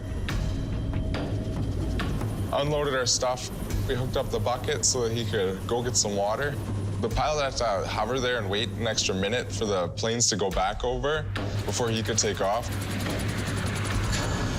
From the air, it looks like a big giant, like he's dropping a big drop of snow onto the fire. And when you're down there and you see that, it looks just like a bubble bath basically across the whole ground. And it's just foam everywhere. It's like a bubble bath over here. With the skimmers moving on, it will be up to Aiden and the initial attack crew to put out the hot spots before the warm weather can fan them dangerously back to life. For existing blazes in the area, like the gigantic Richard Fire to the east, the warm, dry weather has changed everything, literally overnight. Just when you think you're gaining on it and you might have a handle on it, the next day it could be just totally different. Lots of times we'll be working a fire, a large fire, and winning, and then, you know, in the snap of a finger, the fire blows up. It's a hot, windy day, and it's off and running again. The air attack team is now facing a wall of flame, over 100 feet high and 2 kilometers long. From looking like we were gaining on it to just a total inferno. Along with affecting visibility, the dark smoke is extremely dangerous for any aircraft that gets too close. A white smoke is typically not overly aggressive. It's not going to give us any control problems. We get into black smoke, then it's generating a lot of heat. What you want to avoid is those black columns of smoke. It's like a thunderstorm, basically. The lift that it generates from the heat would flip an aircraft quite easily, so we stay well clear of black and bronze smokes. While the air attack team works out a battle plan, the ground crew from the L'Orange base does the hard work to get a new start out before it can become a project fire. While the pilot is flying around with the bucket and grabbing water, we will use our Pulaskis and our shovels and we'll dig up the ground a bit, open it up. Sometimes the fire is burning a foot or two in the roots, like deep underground. Fires can burn underground for weeks, even months during the winter, before the right conditions bring them to the surface and up into the trees. A fire that isn't properly put out and escapes initial attack can turn into a 10,000-hectare blaze in a matter of days. Had we just soaked the surface completely, it could still be burning slowly underground and you wouldn't know, and it could eventually build up enough and start up again. Back at the Richard Fire, the air attack team decides their best course of action is managing the small fires, often called spot or jump fires, spawned by the massive blaze. We'll have embers that fly off of the main body of the fire, riding those air currents, and they will be starting new fires out in front. So we will be trying to suppress those so we don't have a multitude of other fires in conjunction to the big one. While skimming along the surface of a lake, the amphibious aircraft can scoop up 1,200 gallons of water in less than 10 seconds. Flying in a closed circuit, the air attack team knocks down several new jump fires that have popped up ahead of the main wall of flames. But there's always the hope that by containing those jump fires out there, your main wall of flame might run into a swamp or less dense bush that'll slow down a little bit, and then we can get back in and start attacking the head again. While the teams in La Ronge battle the last fires of the season, new recruit Chelsea learns how to get into her firefighting gear. Get you some gear going. First thing you do, go jump into your boots. You pull them up.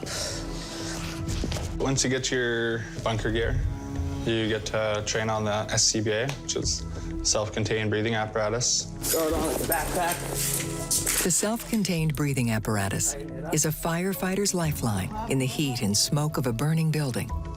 If you are claustrophobic, it's something that you will not enjoy. When you get way too hot, you can open it up and it sends a big blast of cold air. Everything was going smooth and fine. I'm like, okay, it's not too heavy, I'll be fine. But when I'm trying to put the nozzle on my mask, there's like a vacuum seal kind of on it. Push it in, push hard. There you go. There's a delay in the air that comes to your mask. It just sucks in and people panic. So I'm like having like an internal panic where I'm like, I can't breathe, but I don't want to rip my mask off and be dramatic. You really want to make sure this is in all the way, because it is. The heavy turnout gear is flame resistant and filled with layers of thermal lining designed to trap air and protect a firefighter from heat. Combined with the self-contained breathing apparatus, the gear can weigh over 50 pounds. I feel Chelsea. Pretty good, aside from the fact that my boots are a little bit too big, so I was almost falling out of them, stepping up the stairs, trying to keep up with you guys. Learning experience. As Chelsea's training continues, she nervously awaits her first challenging drill. Part of getting ready to teach somebody about structural firefighting and interior attack is filling a room with smoke and having the firefighter go into a room and actually find somebody and be able to bring them out. You know, let's bring them in here. Basically, we have a dummy that we call Hollywood. Hollywood roughly weighs about 180 pounds, 190 pounds. He's in a pair of coveralls and he's made up of old fire hoses. Perfect. When they come in, we'll fill the room with fog and they're gonna be searching anywhere from 3 feet down. They're not gonna be looking for someone on the counter. There you go. Nobody is gonna be where you think they are or where they should be. And we'll start the fog machine. People are gonna panic and go into different rooms, different closets, just to find a way to get air and hide. Away we go. Is that door unlocked? Okay. Searching for a mock body in a smoke-filled room will be Chelsea's first real test. If she panics or struggles with the tight confines and heavy gear, she won't be able to handle an interior attack in a real-world fire. I'm nervous for Chelsea to do this because what we're teaching her and what we teach all our firefighters is how to go into a burning building in case they had to save somebody.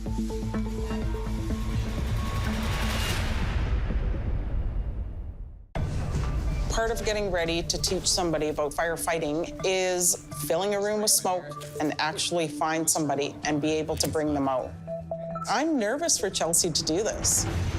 On Muscadet First Nation, new recruit Chelsea is about to learn whether she has what it takes to continue on with her training. Make sure you guys are always in touch with each other. When the room's full of smoke, we send them in their gear. They go in teams of 2 or 3. It's always a buddy system. Nobody ever goes in alone. Call it out when you go through. All right, hands up.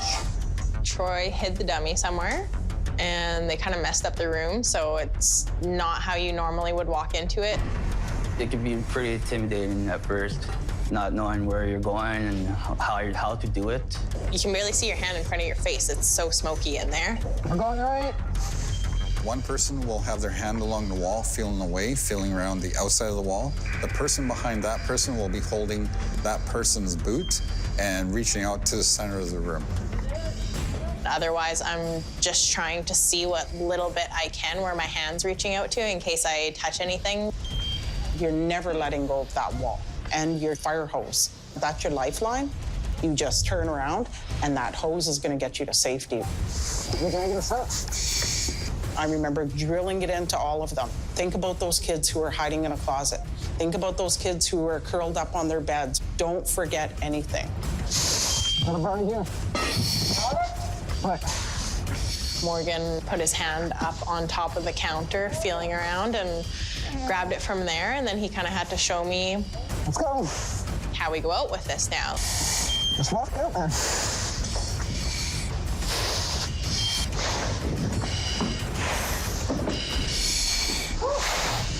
She did really good. She never let go of the wall. She stayed with her partner. So far within her training, she's excelled in everything that we've thrown at her. A little nerve-wracking, but mostly fun. Yeah.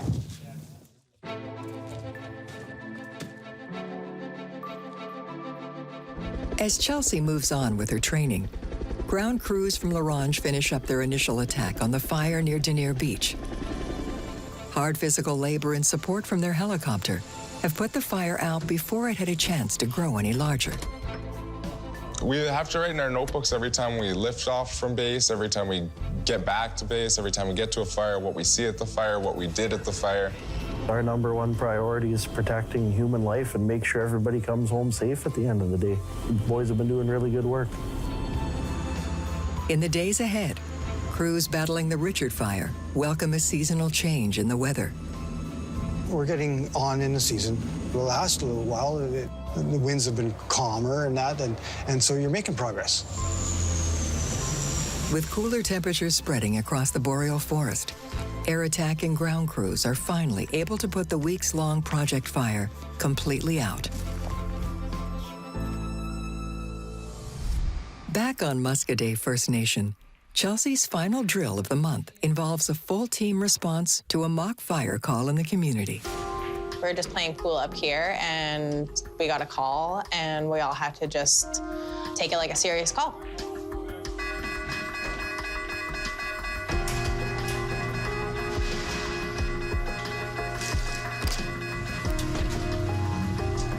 Make sure all the bays are shut.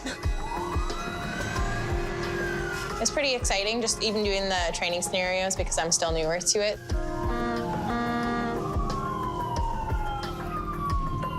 We raced up to the school, got all of the hoses out as if the school was on fire. I got my chance to go like on the nozzle and be the one to be at the front line of attack. I was expecting to kind of get more of a pushback, so I was like really bracing for him. Stop!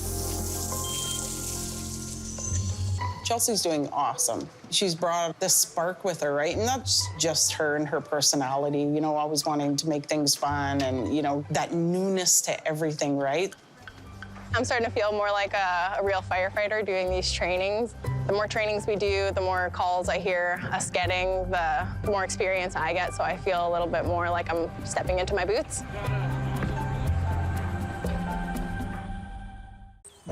Every year you learn new stuff about your crew and the guys that you work with. Ernest, how long were you on the ground for with fires? I started back in 1979, so...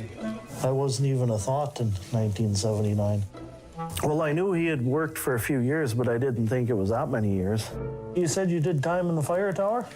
Yeah, back in 1990.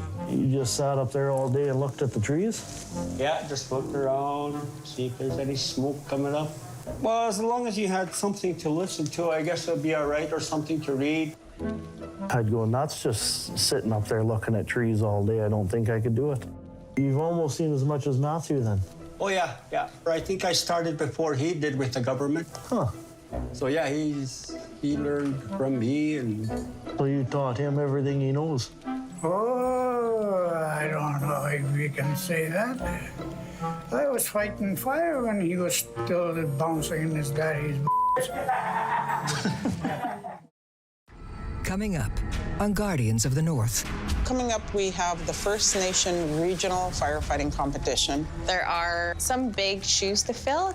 So we only have a week and a half to train. If you weren't nervous, then I'd be a little worried. We've been trying to get your CIFC check ride done. I've been waiting for this ride for many years. I'm sure you've heard that I do throw curveballs at you. We've had lots of lightning in the last few days. Be ready, though, if we get a fire, we're going to be going. Every summer, we deal with hundreds of wildfires. The fire, it's like a living thing. It's creating its own weather. We're protecting livelihoods, communities. We are protecting the North.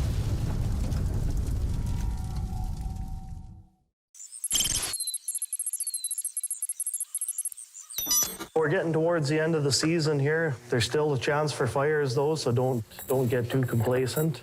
It's been a good year, and I'll miss most of you, not Julian, though. Is it about that other night then? It's late August in the northern boreal forest.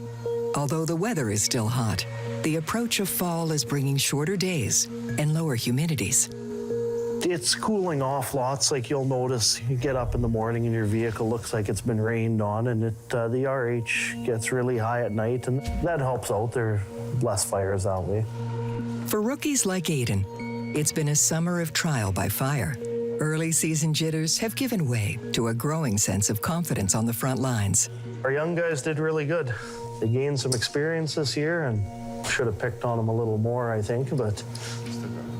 Off the start, I was nervous, didn't know what I was doing, and so I went through all that training. But you really don't get that understanding until you get out there with the guys and you're out fighting fire after fire, that it all just kind of just becomes the process.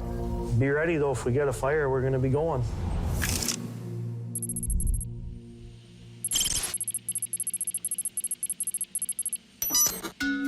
At the tanker base, it's been a busy summer battling fires from the air. But the waning season has opened the door for fresh training and a chance of a lifetime for Air Attack Officer Mackenzie. Hey, Mac, how you doing? Good. You want to talk to me? I do. For the last couple of years, we've been trying to get your CIFC check ride done. Yeah.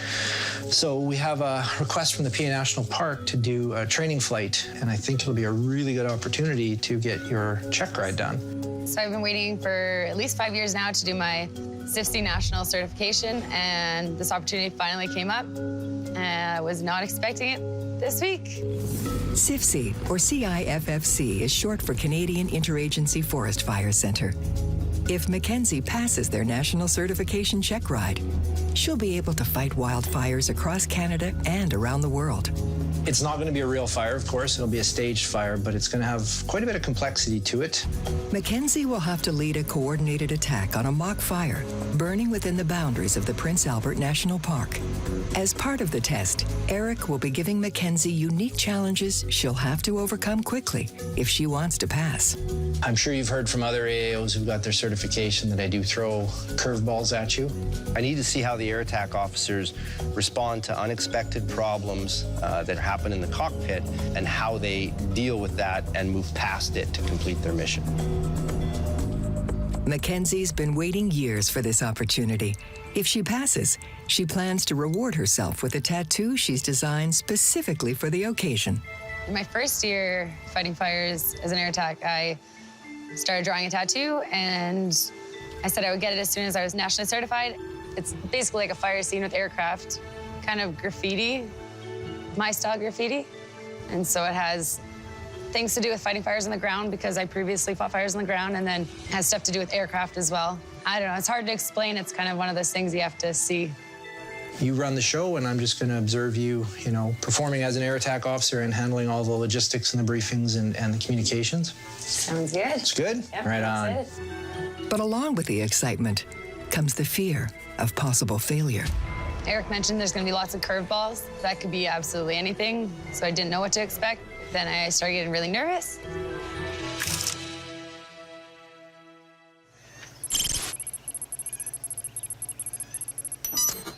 At the Muscadet First Nation Volunteer Fire Department, new recruit Chelsea has had a busy few months learning the basics of structural firefighting. Our rookies and staff have been training pretty hard over the past few months, but something exciting is actually on the horizon. All right, thanks for coming out, guys. We got to get prepared for the provincial competitions. It's going to be happening here in the next month. Coming up, we have the First Nation Regional Firefighting Competition. So back in the late 80s and early 90s, Muscogee Volunteer Fire Department pretty much dominated the competitions.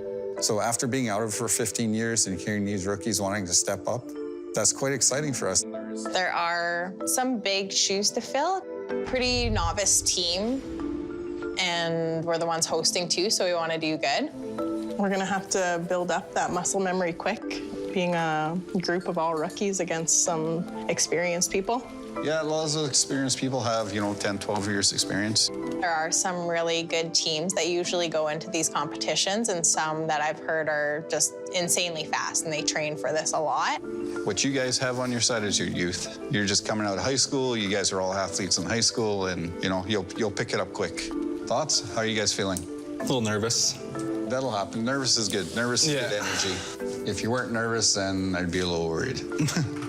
There are several main relay races or evolutions that the team needs to prepare for. We'll get you guys to practice each relay, get yourselves familiar with them. We don't actually know which one we're going to be doing until the night before, so you just have to train for all of them. Go!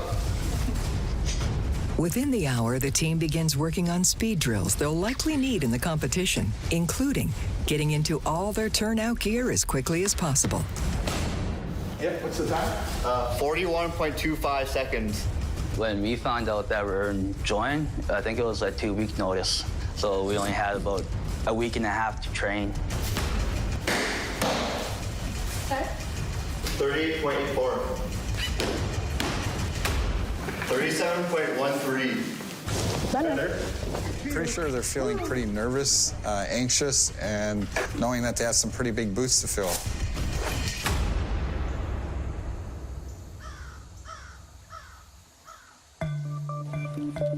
To section 6, Lawrence, go ahead. Back in La Ronge, news arrives of a late summer fire. A phone call came in from one of the pilots, was flying and got a fire up by Hepburn Lake.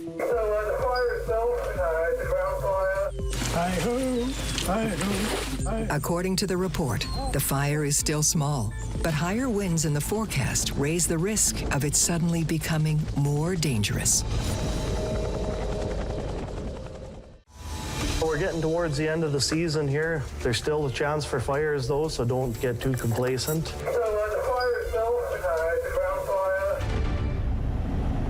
According to the detection plane, the fire is located 90 kilometers northwest. It's burning in rugged terrain where landing a helicopter will prove challenging. It was up north, a little past Otter Lake. It was a pretty rough area, lots of hills and not a lot of place to land, lots of trees everywhere. Yeah, they're on top of it now. As feared, the terrain makes it impossible to drop the crew close to the fire. Every minute gives the fire a chance to grow and become unmanageable. There was nowhere near to land, so we had to go about 3 kilometers down the edge of the water. The pilot found a nice place to set down in the water. Opened the door, got out, instantly in the water. It was almost knee deep. We unloaded the stuff from inside the helicopter, hauled it all to the shore. Okay, he dropped the guys off and he's coming back. Oh, okay, right on. Hauling all their equipment with them, the crew begins the long hike back towards the source of the blaze. It was a rough climb, lots of ups and downs, lots of steep little rocks and whatnot, and I fell a couple of times. We were tired, that sun was beating down. As we walked along, Oliver was putting flagging tape on some trees and some shrubs. We do that also just because we are in the middle of nowhere, and if the fire flares up or a bear comes out of nowhere, just so we have a route that we know we can take to get back somewhere safe. I was on the ground for 10 years, and every time that helicopter fires up, I miss every second of it. I love going out in the bush, being in the smoke and getting eaten alive by bugs. I miss it.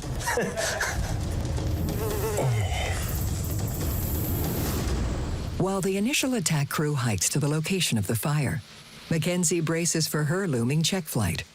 If she passes, she'll attain national certification. And I'm nervous. Trying not to overthink it because I want to just be myself and fight a fire like I normally would. Ready to go? I assume she was nervous, but as soon as we got into the aircraft, I could tell she had some jitters for sure. She knew the basic mission, but she didn't know what curveballs that I was going to be throwing at her. So the first thing I did prior to departure, I removed the ability for one of her comms to work. Went to go program my radio so I could do my calls, and my FM2 was not working. If Mackenzie fails to solve the first challenge, her dream of attaining national certification will be over before she leaves the ground. When she first noticed it was not functioning, she'd asked her pilot, and that's when I noticed her nervousness getting elevated. Is this radio on as well? Yeah, should be. Mackenzie improvises, repurposing different radios to perform the task of the one that Eric deactivated. What do you think about going without it? We can. We'll just have to use Victor for all communications, and then the ground crews will be on this one. I'm good with that. Okay. Hoping she passed the first test, they get airborne to fly to the mock fire, 180 kilometers away. Back near Hepburn Lake, the initial attack crew reaches the fire just in time. All right, you guys are at the fire. You betcha. We kind of just found out all the areas we needed to focus on and whatnot, opened them up. The wind hasn't picked up yet, and they hope they can extinguish it without calling in air support. Remarkably, they find the possible source of the fire. The tree that was likely hit by lightning is still smoldering. We went down with our, we call them piss packs. They're little bags that we fill up with water, and they have a little pump thing on them. It was hard to carry those bags back up the hill. It was a rough time for sure. We'd open up an area, and then we'd spray in with the piss pack so that it would get all the way down and everywhere it needed to go.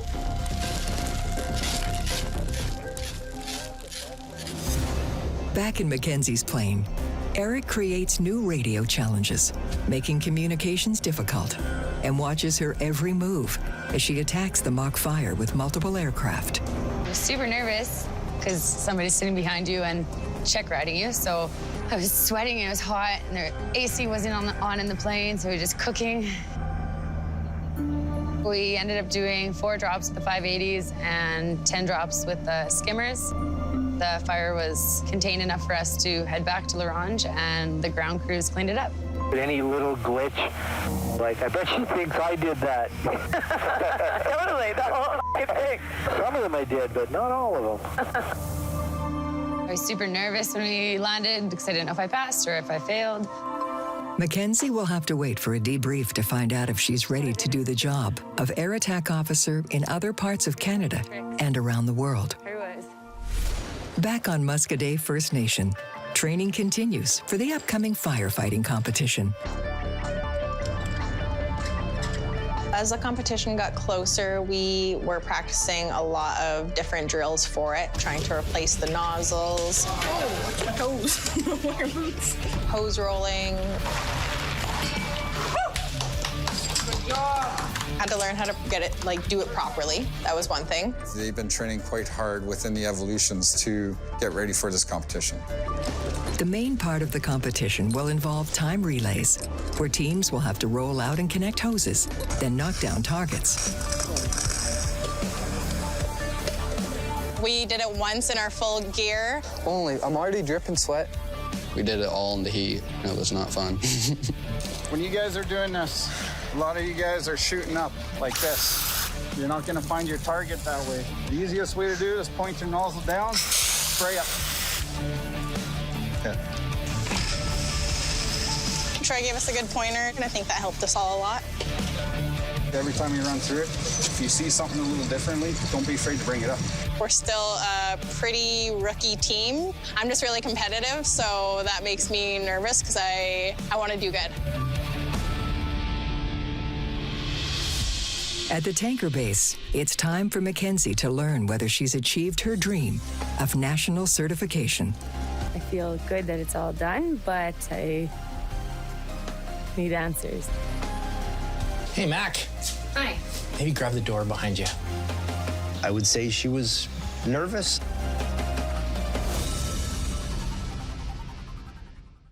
I need to see how the air attack officers respond to unexpected problems. Is this radio on as well? Should be. I've been waiting for this ride for many years. I was not expecting it this week. So I was pacing and walking back and forth, and then finally he brought me in. He started asking me what I thought was wrong and what I thought was good. Do you think it was an efficient, effective, safe action? Yes.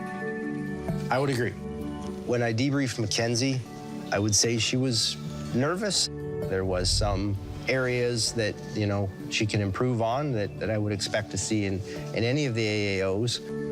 You have plenty more successes, and I'll identify them here, but let's go through areas where we can improve, perhaps. Obviously getting rid of the shakes and paying attention to what I'm putting in my radio. Right?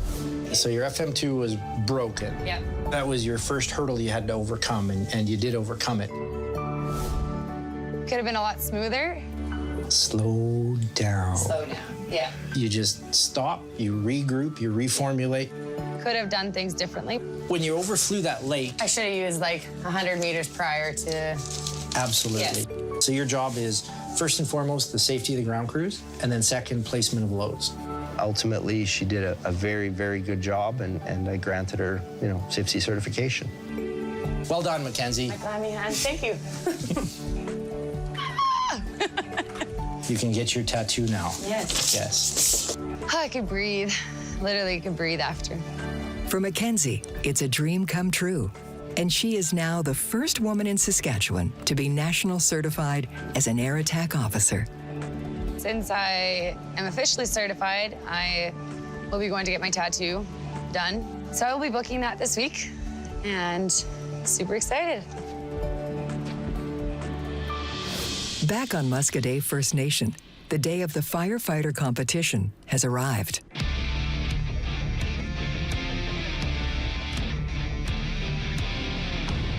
Teams started arriving, and these are all First Nations volunteer fire departments from across the province.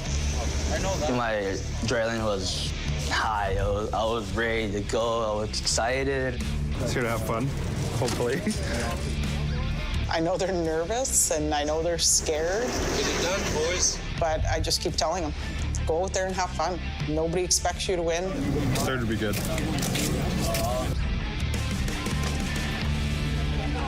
Our Morin Lake team. Everybody's good to go? Okay, let's get her going. 2 timed events have been selected from a field of several possible options. Muscadet must go first. You had to start at the 50-foot mark, walk to the truck, grab your hose, extend it, call for water, shoot down the target.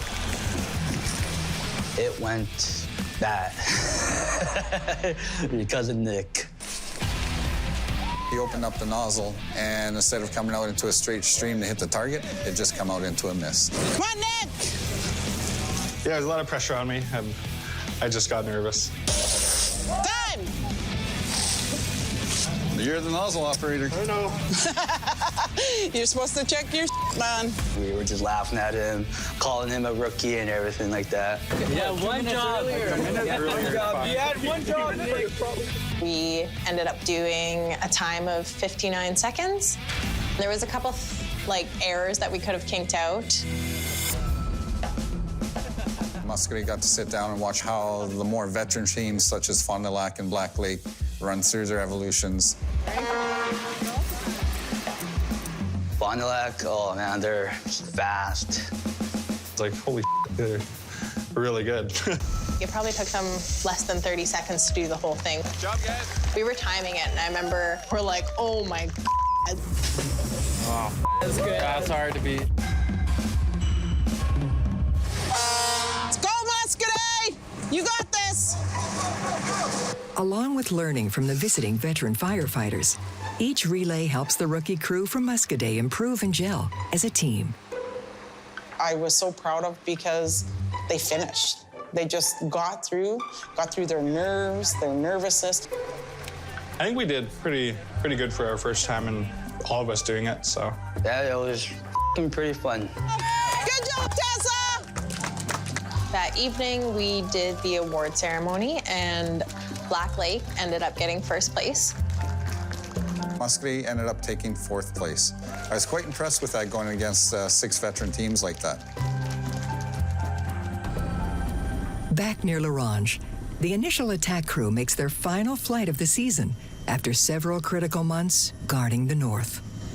As the season comes to a close, I feel really proud, like we did good work this summer.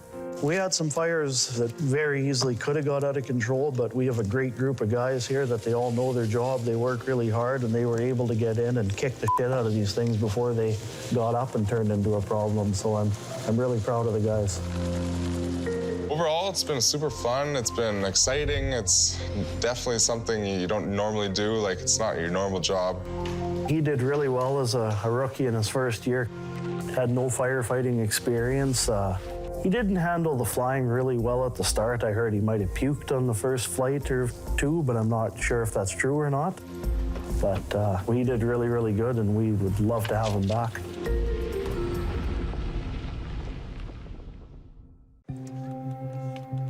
So I wanted this tattoo for over 5 years now.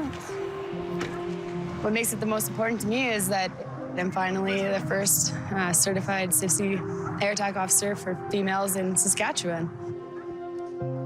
That was my dream and my goal, and I did it. So now I got to find new goals. This shouldn't take us too long at all. Is there a lot of female pilots, or is it only just me? To me, this was my biggest goal. Like, can't even explain how I feel. Like, That's it, we're done. I can't express how I feel being a Guardian of the North. You get to work with so many people and protect so many homes. Everyone becomes your family, and it doesn't matter if you go from one community to the next, it's home.